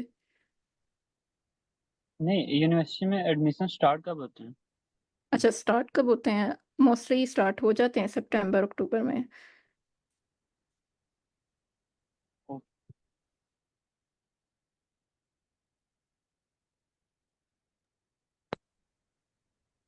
और मैम क्वेश्चन है आपसे कि आपने इस चीज़ को कैसे असेस किया था कि आपने प्रोफेसर्स की प्रोफाइल की, यूनिवर्सिटी प्रोफेसर्स की, और उसमें उन्होंने आप अपना रिसर्च के टॉपिक्स लिखे होते हैं कि आई am working on these topics, तो आपने उन रिसर्च टॉपिक्स को एक्सप्लोर किया, तो आपने अपना इंटरेस्ट डिफाइन किया होगा, तो ये इस चीज़ को एक्सप्लेन कर दें थोड़ा सा।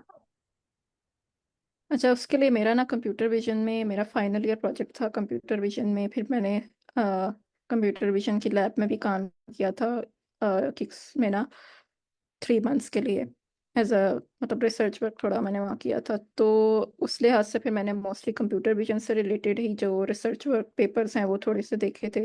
रिसर्च पेपर्स की तरफ मैंने मतलब पहले मैंने प्रोफेसर्स वो देखे जो कंप्यूटर विजन में जिनका रिसर्च इंटरेस्ट था, फिर उनके थोड़े एक तो रिसर्च पेपर्स वगैरह मैंने देख लिए। तो फिर मुझे ये था कि हाँ ठीक है।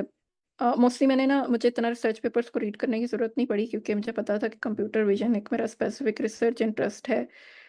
तो मैंने जस्ट उन प्रोफेसर्स के जाके रिसर्च पेपर्स के कुछ टाइटल्स वगैरह देखे, तो मुझे आइडिया हो गया कि ठीक है, इस तरह कुछ इन्होंने किया हुआ होगा इस रिसर्च पेपर में। तो अगर आपके पास एक्सपीरियंस स्पेसिफिक फील्ड में नहीं है, फॉर एग्जांपल मशीन लर्निंग, और आप उसमें जाना चाहते हैं, तो आई विल रिकमेंड कि इसके ऊपर कुछ प्रोजेक्ट्स वगैरह करें, कुछ रिसर्च पेपर्स उनके ज़रूर रीड करें प्रोफेसर्स के, ताकि आपको आइडिया हो जाए कि किस तरह का काम हो रहा है इस फील्ड में।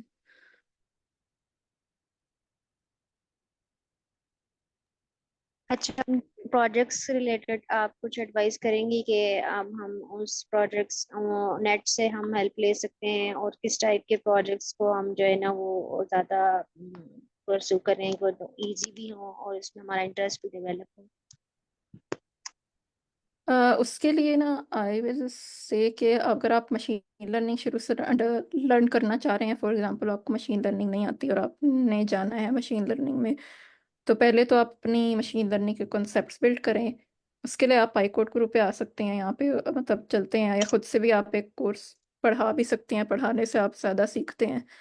तो once you have learn the skills, तो फिर आप प्रैक्टिकली उनको इम्प्लीमेंट करें। उसमें एक हैकाथॉन्स आपको काफ़ी हेल्पफुल होते हैं, तो मशीन लर्निंग के हैकाथॉन्स में आप पार्टिसिपेट करें, तो उससे आपकी प्रैक्टिकल स्किल्स काफ़ी बिल्डअप हो जाती हैं। और अगर आपको स्क्रैच से सीखनी है तो उसके लिए काफ़ी ज़्यादा प्रोजेक्ट्स केगल पे बहुत सारी डेटा सेट्स हैं, और काफ़ी प्रोजेक्ट्स ऑनलाइन आपको मिल जाते हैं। तो थोड़ा आप हैंड्स ऑन वहाँ से ट्यूटोरियल्स वगैरह देख के खुद से अगर लर्निंग करनी है तो वो आप प्रोजेक्ट्स वगैरह बिल्ड कर सकते हैं वहाँ से।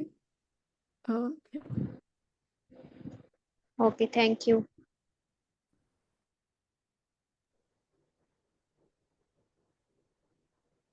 किसी पार्टिसिपेंट का कोई क्वेश्चन है तो मैं फिजा आपको मौजूद हूँ, आप अपना क्वेश्चन पूछ सकते हैं।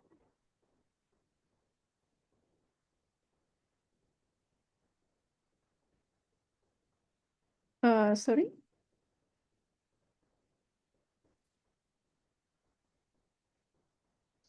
अगर किसी पार्टिसिपेंट का कोई क्वेश्चन है तो मैम फिजा हमारे साथ मौजूद है, आप अपना क्वेश्चन पूछ सकते हैं।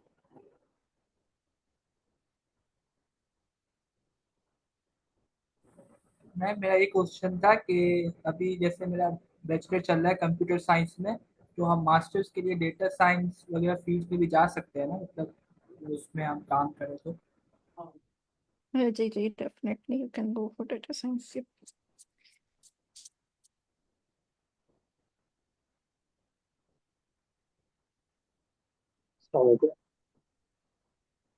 वालेकुम सलाम।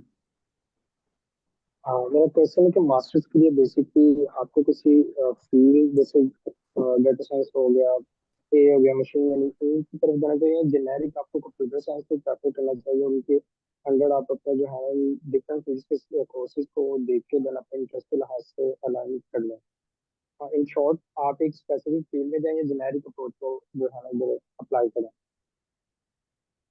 आई रिकमेंड के कंप्यूटर साइंस की फील्ड में जाएं, क्योंकि मोस्टली ना जब आपको यूनिवर्सिटीज, इट डिपेंड्स, अगर आपने पीएचडी के लिए जाना है, स्पेसिफिक उसमें जाना है, फिर भी आप कंप्यूटर साइंस चूज कर सकते हैं और उसमें अपना रिसर्च वर्क स्पेसिफिक फील्ड में कर सकते हैं। जैसे आपने कंप्यूटर साइंस चूज किया, आप एआई या जीपीटी टेक्नोलॉजी में अपना रिसर्च वर्क कर सकते हैं। तो आई विल रिकमेंड कि आप, क्योंकि ना जब आप स्पेसिफिक फील्ड में चले जाएंगे तो उसमें सिर्फ एक स्पेसिफाइड एरिया ही होगा आपके पास, और वो थोड़ा मोस्टली जो कंपनीज भी हैं वो उन्होंने आपकी क्वालिफिकेशंस में, रिक्वायरमेंट्स में कंप्यूटर साइंस, कहीं मोस्टली जगहों पे मैंने देखा है तो कंप्यूटर साइंस ही लिखा हुआ होता है। मतलब डेटा साइंस में भी यू कैन गो, लेकिन फिर उसमें आपके पास ऑप्शन सिर्फ डेटा साइंस की तरफ ही होगी। आप अपना करियर डेटा साइंस में ही बना सकते हैं। कंप्यूटर साइंस में आपको पता है, आप सॉफ्टवेयर डेवलपमेंट में, एआई में, किसी भी फील्ड में आप जा सकते हैं।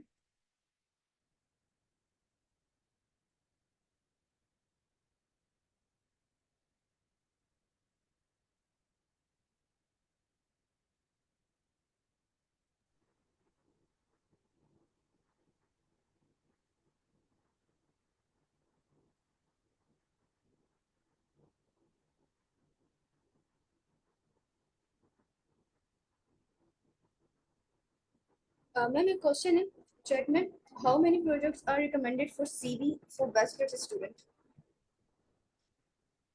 सॉरी। मैम क्या मेरी वॉइस क्लियर जी, अब क्लियर है। है? मैम चैट में क्वेश्चन है, how many projects are recommended for CV for bachelors student? How many years of experience? Projects. Number of projects. अच्छा, how many number of projects. अच्छा, इट डजंट डिपेंड्स, आप quantity की तरफ ना जाएं, prefer quality over quantity. तो अच्छे projects करें। फॉर एग्जांपल आपने 3-4 प्रोजेक्ट्स कर लिए हैं लेकिन वो बहुत अच्छे हैं, और उसकी जगह आपने फॉर एग्जांपल 10-20 प्रोजेक्ट्स किए हैं और वो अच्छे नहीं हैं, तो क्वांटिटी मैटर नहीं करती, क्वालिटी मैटर करती है। I think 3-4 projects are enough.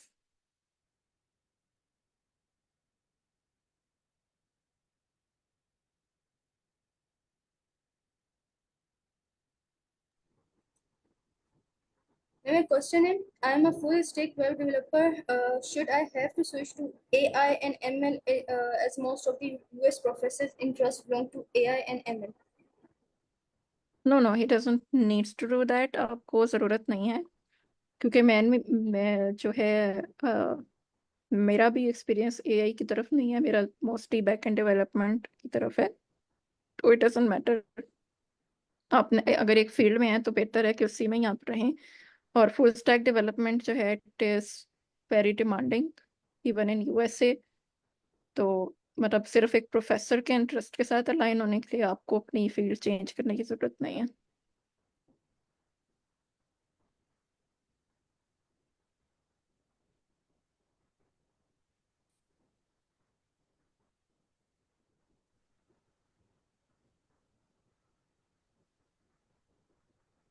Ma'am US में हर फील्ड के मास्टर्स अलग अलग होते हैं, जैसे एआई एमएल का अलग है, फुल स्टैक का अलग है और सॉफ्टवेयर इंजीनियरिंग का अलग है, इस तरीके से। नहीं नहीं नहीं नहीं नहीं, इट्स नॉट। मास्टर्स तो सिंपल आपका जेनेरिक ही होता है ना, जैसे बैचलर्स आपका जेनेरिक है कंप्यूटर साइंस में।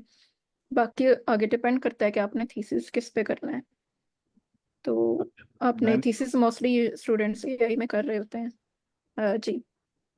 मैम ये इसमें चैट बॉक्स में भी क्वेश्चन है और मेरा भी क्वेश्चन, कि जो लोग कंप्यूटर साइंस की फील्ड से बिलोंग नहीं करते and they want to come in this field, तो क्या उसका क्या प्रोसीजर है?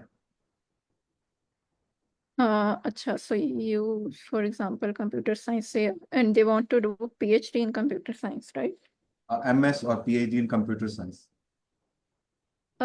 एमएस, उसके लिए आई विल रिकमेंड कि आप एमएस जो है अच्छा, मुझे इसका आइडिया नहीं कि नेचर किसी और फील्ड के स्टूडेंट्स एमएस कंप्यूटर साइंस में कर सकते हैं या नहीं, इसका मुझे खैर आइडिया नहीं है, but you can search.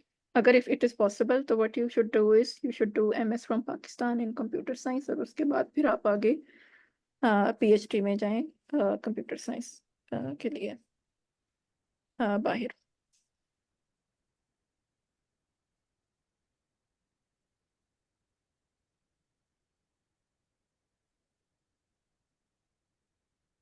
Does that answers your question? Yeah, but it's time consuming then. Yes, it is time consuming. Like, what is your field? आपकी भी field क्या है? किसमें आपने bachelor's किया हुआ सर है? मेरी फील्ड तो फाइनेंस है। अच्छा, आपकी field finance है। आपकी field है finance और आपने bachelor's finance में किया हुआ है, right? नहीं मेरा क्या बोलते हैं, एमएस जो है ना फाइनेंस में।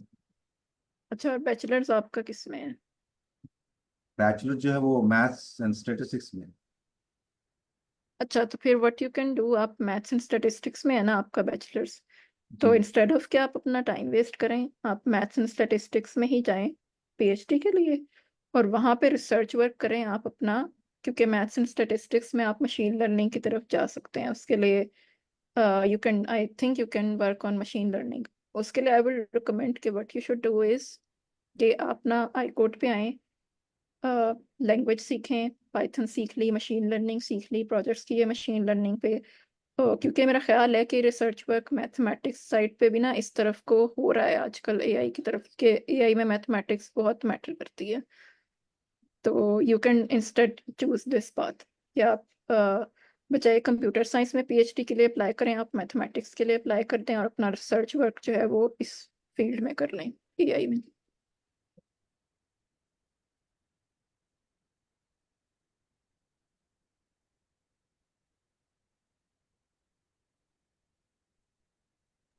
और सेकेंडली, अगर आपको जो है ना, इफ़ यू आर थिंकिंग कि भाई मेरे पास कंप्यूटर साइंस की डिग्री नहीं है, तो इट डजेंट मैटर।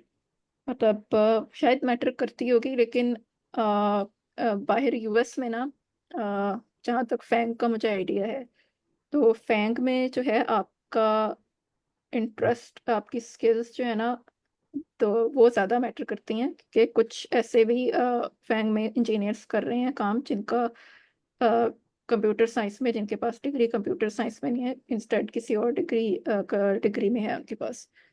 तो आई थिंक अगर आपके पास स्किल्स है ना एआई की, आपके पास आपको डेटा स्ट्रक्चर्स आते हैं, तो फिर you can work as a software engineer. आप मेरी बूट कैंप में जा सकते हैं। हाँ जी। मेरी कोडिंग स्किल्स अच्छी हैं, बल्कि कुछ डेवलपर से भी ज़्यादा अच्छी हैं। ये तो हाँ, तो फिर this is a really good thing for you. I will recommend कि अपना टाइम उसमें ना वेस्ट करें कि आप एक अलग डिग्री करें। आई विल रिकमेंड कि आप पीएचडी के लिए जाएं इन मैथमेटिक्स। अगर आपको computer, you can try with computer science as well, लेकिन if you don't get in computer science तो आप मैथमेटिक्स में ज़रूर ट्राई करें। और अपनी जो है ना प्रोफाइल बिल्डिंग कर लें कि मुझे ये स्किल्स आती हैं, मुझे पाइथन आती है, मुझे मशीन लर्निंग आती है, मुझे डेटा साइंस वगैरह, और ये चीज़ें मैंने इसमें प्रोजेक्ट्स भी किए हुए हैं। तो आपको काफ़ी इजीली जो है ना मिल सकती है। और फिर वहाँ पे जाके आप इवन आफ्टर पीएचडी इधर you can become a professor, या फिर अगर आप इंडस्ट्री साइड पे आना चाहते हैं तो क्योंकि आपके पास एआई से रिलेटेड एक्सपीरियंस होगा, वो ये नहीं देखेंगे कि इस बंदे के पास जो है ना डिग्री जो है वो मैथमेटिक्स में है, वो ये देखेंगे कि इसके पास स्किल्स इस मतलब इसको डेवलपमेंट से रिलेटेड स्किल्स आती हैं।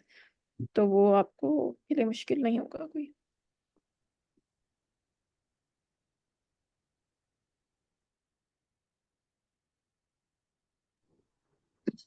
मैडम मेरा एक क्वेश्चन ये है कि बेसिकली मेरे 2017 में मेरा एमएस कंप्लीट हुआ था। उसके बाद 2019 से I am working as a lecture. लेकिन ये है कि जब हम यहाँ पे ये मैंने आई कोड गुरु का प्लेटफॉर्म ज्वाइन किया तो आई केम टू नो लाइक कि लीड कोड हो और बाकी सारी चीजें हो। तो अभी विद जॉब और लाइक बच्चों के साथ ये काफी चीजें ना ऐसे लगता है कि लाइक बहुत मुश्किल है करना इस चीज को कॉप अप, लीड कोड करना या आइल्स को भी आइल्स के लिए भी टाइम देना। तो वो मुझे असल में भी मैं इन चीजों में बहुत ज्यादा कंफ्यूज होती हूँ कि लाइक फर्स्ट फोकस ऑब्वियसली आइल्स ही है ना, लेकिन कैसे मैं उसको कर सकूं, क्योंकि बिल्कुल समटाइम्स ऐसा हो जाता है कि आप बिल्कुल टाइम नहीं दे पाते, आप लैपटॉप पे नहीं बैठ सकते because I am married and I have 2 boys. तो इस मतलब लाइक आइल्स को कैसे आप समझती हैं कि आइल्स को कैसे जो है इसको कैसे किया जा सकता है, क्योंकि हैकाथॉन्स में हमारे बहुत सारे जो पार्टिसिपेंट्स हैं या हमारे स्टूडेंट्स हैं वो बहुत ज्यादा पार्टिसिपेट करते हैं। तो अभी आई स्टैंड लाइक नोवेयर। मुझे लगता है कि मेरी स्किल्स नहीं है उस तरह वाली, और मतलब ऐसा लगता है कि कुछ भी नहीं है बिकॉज लेक्चरशिप में भी वी फोकस ऑन थ्योरी मोर। तो वो जो है ना ये बिल्कुल एक डिफरेंट डायरेक्शन है। तो अभी बहुत मैं समटाइम्स बहुत ज्यादा फील करती हूँ कि यार बहुत पीछे हूँ, how should I work on like अच्छा, समटाइम्स आई आपको मैं डोंट अगर एक अंडरस्टैंड। थोड़ा सा मोटिवेट करूँ ना, तो जी आई वॉज इन 2020 2020 में ना, मतलब मैं जॉब्स वगैरह तो कर रही थी। उस टाइम पे I wanted to go to Google.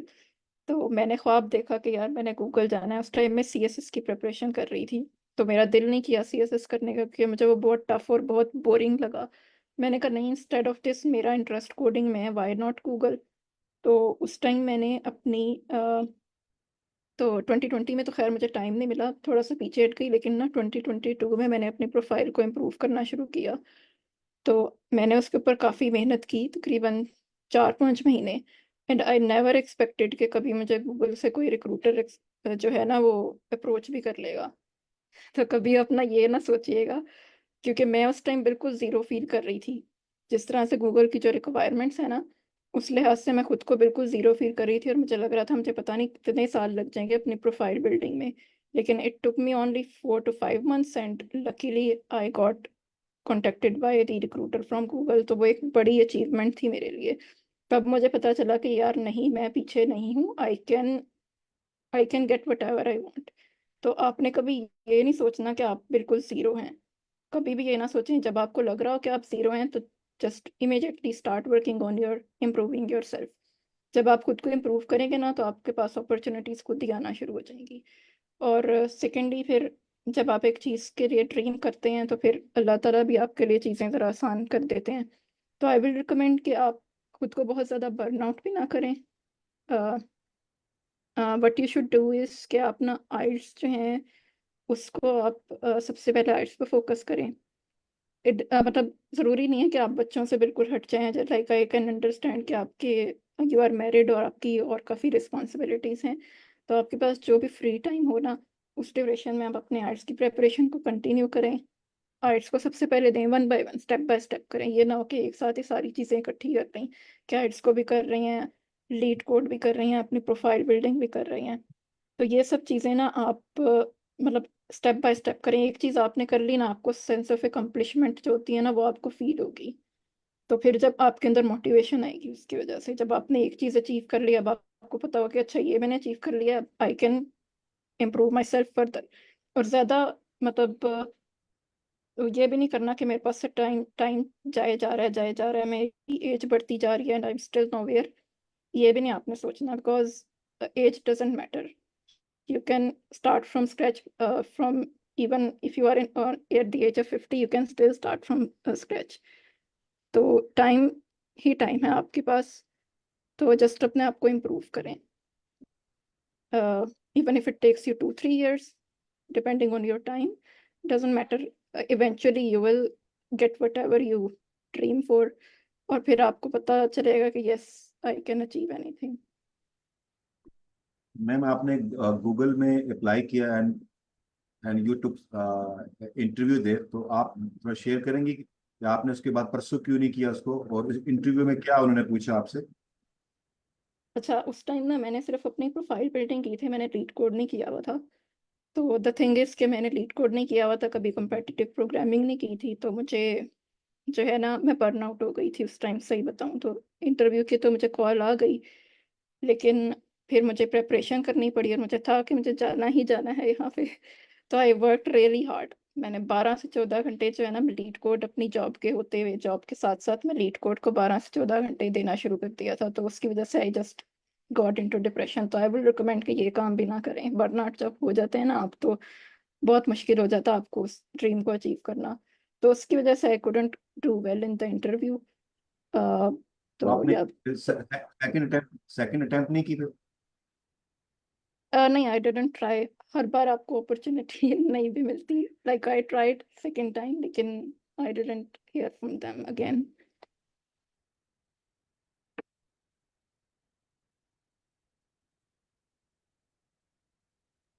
और मैम एक और क्वेश्चन मेरे माइंड में कि you are going to do MS I think, हाँ? तो यस। आप क्या कहती हैं कि one has to option, either to go in MS और इन पीएचडी। तो वैसे तो मैंने सुना वैसे सर जफर शायद एमएस में जाना चाहिए। तो व्हाट्स योर ओपिनियन? और आप अगर आप एमएस में जाती हैं और उसके बाद अगर आपको जॉब मिल जाती है ये फैंग में, वो आप ऑप्ट करना चाहेंगी कि आप कहेंगे नहीं पहले पीएचडी करूं फिर फैंग में जाऊं? I will never do PhD. मुझे फैंग में जॉब एमएस के बगैर भी मिल जाए तो मैं ज़रूर चली जाऊंगी। मुझे अगर आज भी यूरोप से जॉब आ जाए फैंग से, तो मैं अपना एमएस छोड़ के फैंग में जाऊंगी। क्योंकि मेरी प्रायोरिटी ही फैंग है। FAANG is my dream. उसके लिए नहीं मेरी डिग्री एक्चुअली कंप्लीट ना भी हो। नहीं, क्वेश्चन का रीजन ये था कि मैंने कुछ इंटरव्यू सुने यूट्यूब पे, वो कहते हैं कि फैंग में अगर आपको जॉब मिल भी जाती है तो इट इज नॉट गारंटी कि आप वहां सस्टेन करेंगी, मतलब बंदा सस्टेन हाँ, कर सकता। ऐसा है।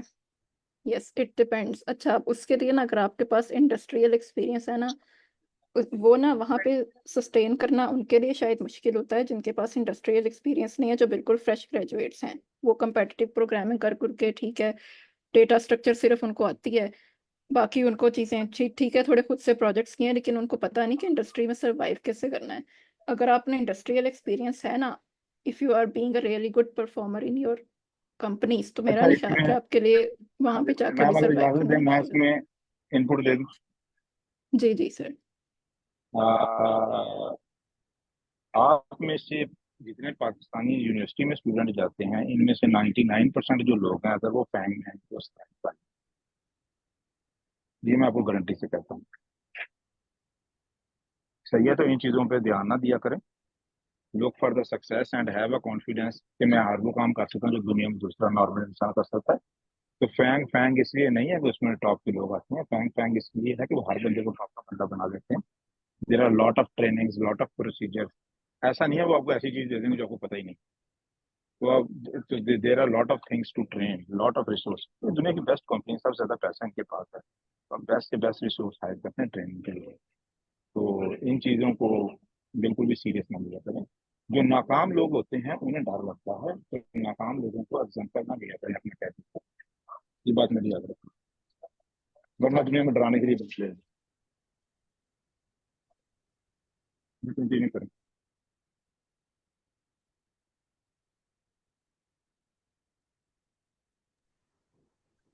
और अगर मुझे इस बात पे यकीन ना हो तो मैं कभी भी आपको दूंगा अपना टाइम। फिर मैं यही कहूंगा नहीं यार, पाकिस्तान का एजुकेशन सिस्टम ठीक नहीं है, फिर दोस्तों वाली सिस्टम है। अगर मैं कॉन्फिडेंस से कहता हूँ तो कर सकती हूँ, पर अभी तक तो मुश्किल है।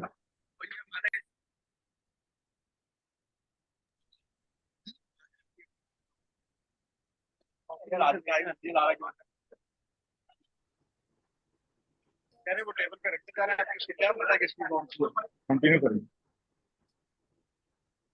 अगर किसी का कोई क्वेश्चन है, सर जफर हमारे साथ मौजूद है, मैम फिजा हमारे साथ मौजूद है, तो आप अपना क्वेश्चन कर सकते हैं। Feel free to ask and your mics.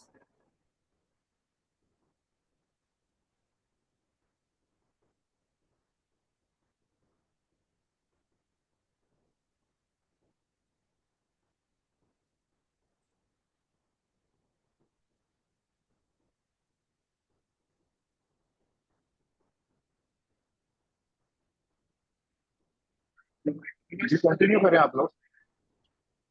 No other question.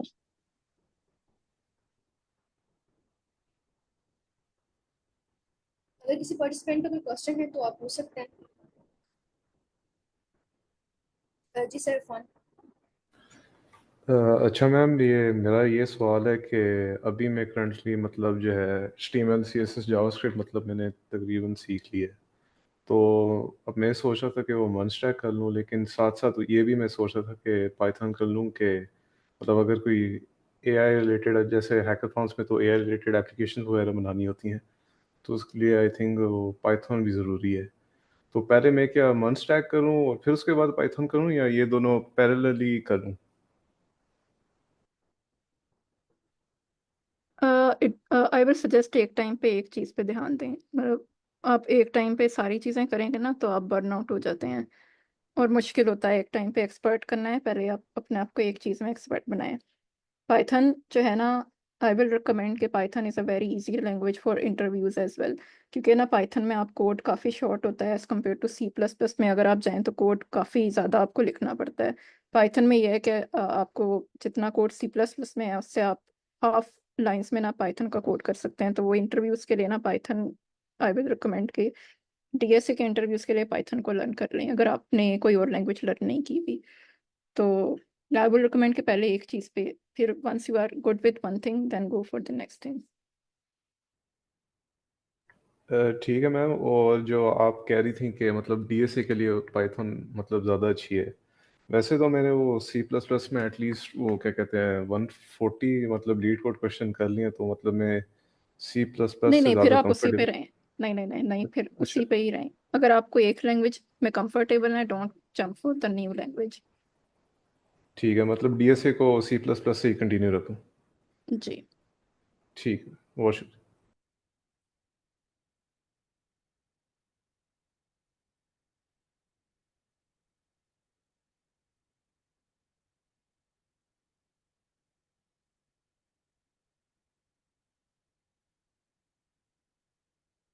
चाहे हसन रजा, तो यू आर सेइंग कि आपने 3.25 के साथ ग्रेजुएट किया है। अच्छा, आपने पेरेंट्स को बताएं कि भी मैं फैंग में जाना चाहता हूँ और फैंग में पर मंथ करोड़ रुपया सैलरी मिलती है। They will immediately be good with it. उनको ये भी बताएं कि US स्कॉलरशिप्स में वंस यू गो, पाकिस्तान में अगर आप यहाँ पे अर्निंग करें ना, अगर फ्रेश ग्रेजुएट की बात करें तो 50,000 से मुश्किल से स्टार्ट होती है आपकी सैलरी। लेकिन अगर आप US की स्कॉलरशिप पे जाए ना, PhD पे, 3,000 USD आपको स्कॉलरशिप मिलती है per month, stipend, tuition waiver निकाल के। तो उसके लिए आप जो है घर में 2-3 लाख बड़ी आसानी से भेज सकते हैं अपने खर्चे निकाल के भी।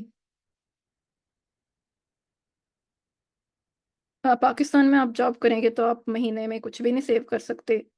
अगर आप बाहर US में स्कॉलरशिप पे जाएंगे तो you can just send a lot of money at home.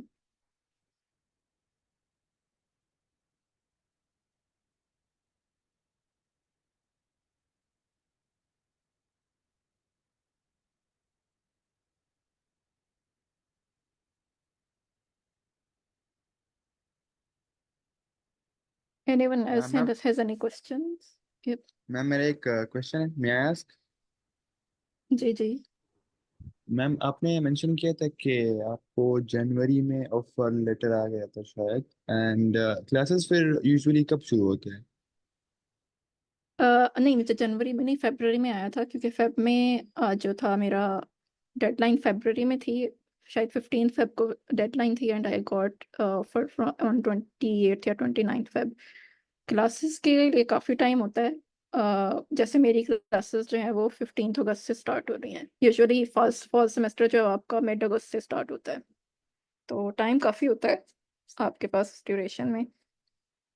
तो वंस आपके और पास ऑफर आ जाती है तो फिर आपको वीज़ा के लिए अप्लाई करना पड़ता है, which you should do as early as possible, क्योंकि अक्सर वीज़ा जो हैं वो APL लिस्ट में चले जाते हैं, तो वो थोड़ा टाइम कंज्यूमिंग होता है। और मैम आपने एप्लीकेशंस कब तक स्टार्ट की थी? एप्लीकेशंस मैंने जनवरी में देना शुरू की थी, लेकिन आई विल रिकमेंड कि आप जो है सितंबर से स्टार्ट कर दें, क्योंकि मोस्ट ऑफ द एडमिशंस जो हैं वो क्लोज हो जाते हैं दिसंबर में। ओके सही। और मैम लास्ट क्वेश्चन के हम जब लाइक अप्लाई करते वक्त हमें प्रोफाइल मतलब स्ट्रांग होना चाहिए, right? Yep, okay, thank you ma'am. आपका CGPA बहुत अच्छा होना चाहिए, आपको आपकी प्रोफाइल पे आपकी CV अच्छी होनी चाहिए काफ़ी। सही है, thank you. No problem. Ma'am chat में क्वेश्चन है, मैं रीड कर देती हूँ। जी। I graduated in computer science last year with CGPA 3.62. I have just started to take arts classes. What time criteria I need to set to secure fully funded scholarship in 2025, and what procedure I need to follow along with arts to make sure I secure scholarship. अच्छा, so this is दोहा। तो आपका CGPA I will say कि बहुत अच्छा है, तो with your CGPA you can definitely get the scholarship very easily. Secondly, आप जो है आर्ट्स की प्रेपरेशन करें, आर्ट्स दें, अपनी प्रोफाइल को पहले तो आर्ट्स के ऊपर फुल टाइम लगाएं। यूजुअली आर्ट्स के लिए इतना टाइम रिक्वायर्ड नहीं होता। If your English language skills are good, speaking skills आपकी अच्छी हैं, तो फिर तो आपको इतना टाइम नहीं लगाना पड़ता। मैंने 2 वीक्स में प्रेपरेशन की थी, लेकिन अगर आप एक स्टूडेंट हैं, स्टूडेंट लेवल पे थोड़ा आपका स्पीकिंग स्किल्स इतनी अच्छी नहीं होती हैं, अगर स्पेशली आप इंग्लिश मीडियम स्कूल से, मोस्टली हमारे हाई कोर्ट में, मैंने भी इंग्लिश मीडियम से नहीं पढ़ा हुआ, मैं भी उर्दू मीडियम से ही पढ़ी हुई हूँ। तो इट डिपेंड्स आपके पास आइट्स के लिए आपको कितनी, अगर आपकी स्पीकिंग स्किल्स को इम्प्रूव करना है तो it shouldn't take more then 1 month I guess, अगर आप फुल टाइम कर रहे हैं तो अपना आइट्स को प्रिपेयर करने के बाद, आइट्स देने के बाद आप नेक्स्ट जो है नेक्स्ट थिंग इज कि आपकी अगर प्रोफाइल में लीड कोड वगैरह, हैकाथॉन्स वगैरह नहीं है, आपने CV बिल्ड करनी है, राइट? तो उस चीज़ को इम्प्रूव करें, हैकाथॉन्स में पार्टिसिपेट करें, CV को अपना बेहतर करें, और उसके अंदर प्रोजेक्ट्स वगैरह आपने लिखें। आपने कोई आई कोड ग्रुप पे you can teach courses as well. और अच्छा, आइट्स के केस में what you can do, you can also teach course for आइट्स। आपकी इस तरह तैयारी भी होती रहेगी और आपके पास टीचिंग का एक्सपीरियंस भी आता रहेगा। तो yes, these are just few things that you need to follow, so you can very easily get scholarship yeah, in 2025. अच्छा मैम, आप लीड कोड के 2 प्रॉब्लम्स रिकमेंड करती हैं, और ये कितने मंथ्स तक करें, मतलब कि 2 मंथ्स या 3 मंथ्स तक काफी? Yes, you can do one, just एक क्वेश्चन आप कर सकते हैं, 100 क्वेश्चन भी आपने करनी है, that are more than enough. और उसमें ना आई विल रिकमेंड कि आपने टीचिंग स्किल्स इंप्रूव करने हैं, तो आप एक क्वेश्चन अगर डेली सॉल्व कर रही हैं तो उसको हाई कोर्ट पे भी प्रेजेंट कर दें, आपकी प्रेजेंटेशन स्किल्स भी इंप्रूव हो जाएंगी, और आपके पास एक टीचिंग एक्सपीरियंस भी आता रहेगा, और आपकी प्रोफाइल भी बिल्ड होती रहेगी। तो 100 क्वेश्चंस आर इनफ। मतलब स्कॉलरशिप के लिए इट डजंट मैटर कितने आपने क्वेश्चंस किए हैं। इंटरव्यूज के लिए ऑब्वियसली आपको बड़ा अच्छा होना पड़ता है लीड कोड पे, लेकिन स्कॉलरशिप के लिए इट डजंट मैटर, जस्ट आपको आपकी प्रोफाइल पे होना चाहिए कि यस आपको डेटा स्ट्रक्चर आती है।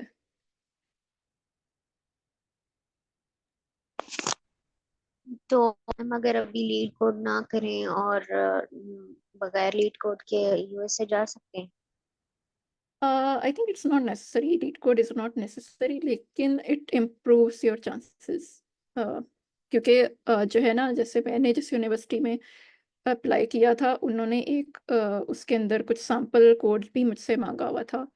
तो दे एक्चुअली वो करते हैं कि आपका कोडिंग स्किल्स आपकी अच्छी होनी चाहिए, मतलब आपको कोडिंग आनी चाहिए। इट डिपेंड्स आपके पास टाइम कितना है, लेकिन आई विल रिकमेंड कि अगर आपको बिल्कुल ही कोडिंग नहीं आती तो आप ज़रूर कोडिंग थोड़ी बहुत ज़रूर करें। मतलब 50 क्वेश्चंस भी चने कर सकती हैं तो ज़रूर करें।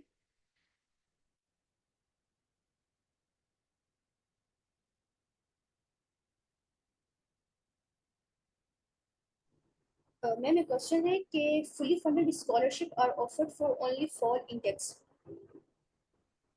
फॉल में ज़्यादा होती हैं, लेकिन स्प्रिंग में भी मिल जाती हैं आपको। स्प्रिंग सेमेस्टर्स में भी मिल जाती हैं। विंटर का मुझे आइडिया नहीं, लेकिन स्प्रिंग में भी मिलती हैं। स्प्रिंग में थोड़ी कम होती हैं, फॉल में सबसे ज़्यादा होती हैं। Ma'am, next question है, should internship related to any web skill is good in summer and along with start practicing lead code improving profile? Sorry, can you repeat again? Sure, ma'am. Internship related to any web skill is good in summer and along with start practicing lead code improving profile. Yes, अगर आप internships वगैरह कर रहे हैं तो yes, this will improve your skills. आप leet code भी साथ साथ करते रहें, लेकिन आई विल रिकमेंड कि इंटर्नशिप में आपको वो एक्सपीरियंस नहीं मिलेगा जो आप, क्योंकि इंटर्नशिप में आपने मैक्सिमम कितना प्रोजेक्ट कर लेना है। एक प्रोजेक्ट मुश्किल से आप कर सकेंगे। हैकाथॉन्स में आप काफ़ी सारे प्रोजेक्ट्स कर सकते हैं। हैकाथॉन्स में आप एक वीक में एक प्रोजेक्ट कर सकते हैं, तो आपके पास ज़्यादा जो है ना चीज़ें होंगी शो कराने के लिए सीवी में। इंटर्नशिप के थ्रू थोड़ा आपके लिए, एक तो आपको फुल टाइम देना पड़ेगा। हैकाथॉन्स में आपको पता है आपके पास फ्री टाइम है, जिस मर्जी टाइम हैकाथॉन में पार्टिसिपेट करें, उसको प्रोजेक्ट वगैरह करें, अपनी सीवी में ऐड कर दें। इंटर्नशिप के साथ थोड़ा मैनेज करना मुश्किल हो जाता है। एक लास्ट क्वेश्चन है मैम आपसे, थोड़ी मोटिवेशन के लिए बता दें कि आपका एमएस का स्टाइपेंड कितना है और आप किस यूनिवर्सिटी में जा रही हैं? अच्छा, स्टाइपेंड का मैंने बताया था कि मेरा स्टाइपेंड है 17,800 पर ईयर, और I am going to Miami university.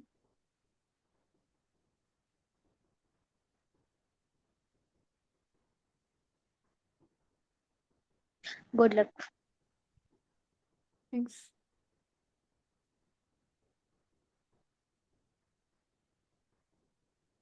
Okay, Anam, you have question. Okay, you have 7th semester is about to start. What is the best time to give IELTS exam?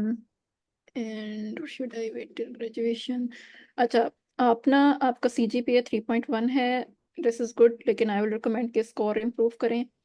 और उसके अलावा जो है यार, like नमान told 3.5 plus, लेकिन 3.1 पे भी मिल जाती हैं। इट्स नॉट नेसेसरी कि आपको 3.5 पे जाके स्कॉलरशिप मिलेगी, बट आई विल रिकमेंड कि इसको ज़रूर इम्प्रूव करें, सिर्फ 3.1 पे ना रहें। इसको इम्प्रूव जितना इम्प्रूव कर सकती हैं करें। और सेकेंडली, आइट्स का exam you can just start preparation. अभी से आप कर सकती हैं अपनी preparation start. And it's not necessary कि आप पहले अपनी डिग्री कंप्लीट करेंगी फिर आइट्स देंगी। It depends on you, you can just start preparation right now. How can I compensate for low grades? I think आपके you can repeat some subjects as well. अगर आपको कुछ सब्जेक्ट्स में लगता है कि आपके ग्रेड्स लो हैं, आप उनको इम्प्रूव कर सकती हैं, और आपकी यूनिवर्सिटी अलाउ करती है तो डेफिनेटली ज़रूर इम्प्रूव करें।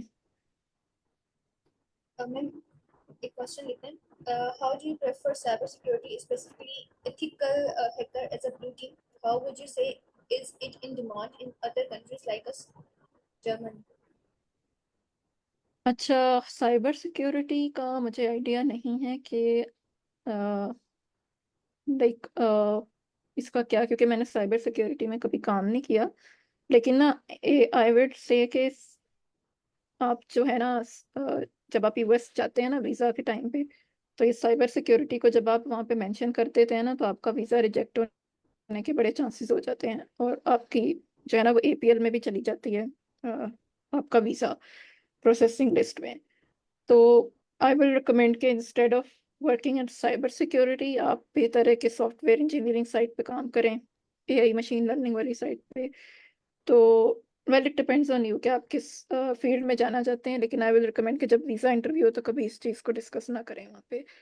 बाकी इसका डिमांड अदर कंट्रीज़ में मुझे नहीं आइडिया कितनी है, ज़्यादा वैसे जो है ना बाहर डिमांड सॉफ्टवेयर डेवलपर्स की है, मशीन लर्निंग की बहुत डिमांड है इस टाइम यूएस में। इस टाइम एआई की सबसे ज़्यादा हाईएस्ट सैलरीज जो यूएस में मिल रही हैं वो एआई को ही मिल रही हैं।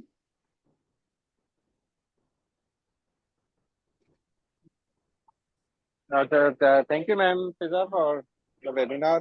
तो स्टूडेंट्स, मेरा नाम डॉक्टर रिजवान है, मैं यहाँ सिलिकॉन वैली में होता हूँ, आईकोट गुरु के मैनेजमेंट से मेरा ताल्लुक है। तो thank you ma'am Fiza for guiding. और मैम फिजा माशाल्लाह हमारी एक आईकोट गुरु की स्टार परफॉर्मर है, और इनके बारे में हम सब ये कहते हैं, मैं और डॉक्टर जफर अक्सर डिस्कस करते हैं कि जब एक दफ़ा ये यूएस आ जाएंगी ना तो nobody will be able to stop her. माशाल्लाह she will rise high.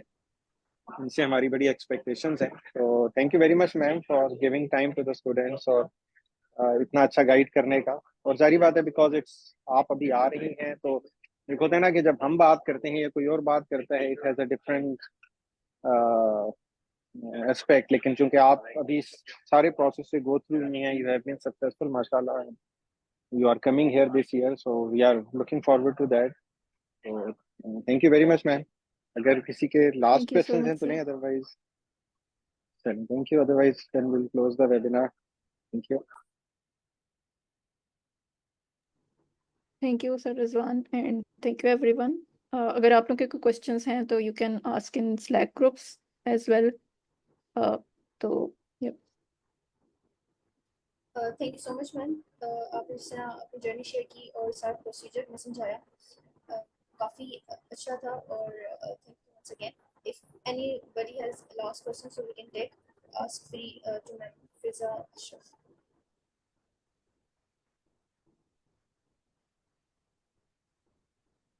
Otherwise हम सेशन को एंड करते हैं।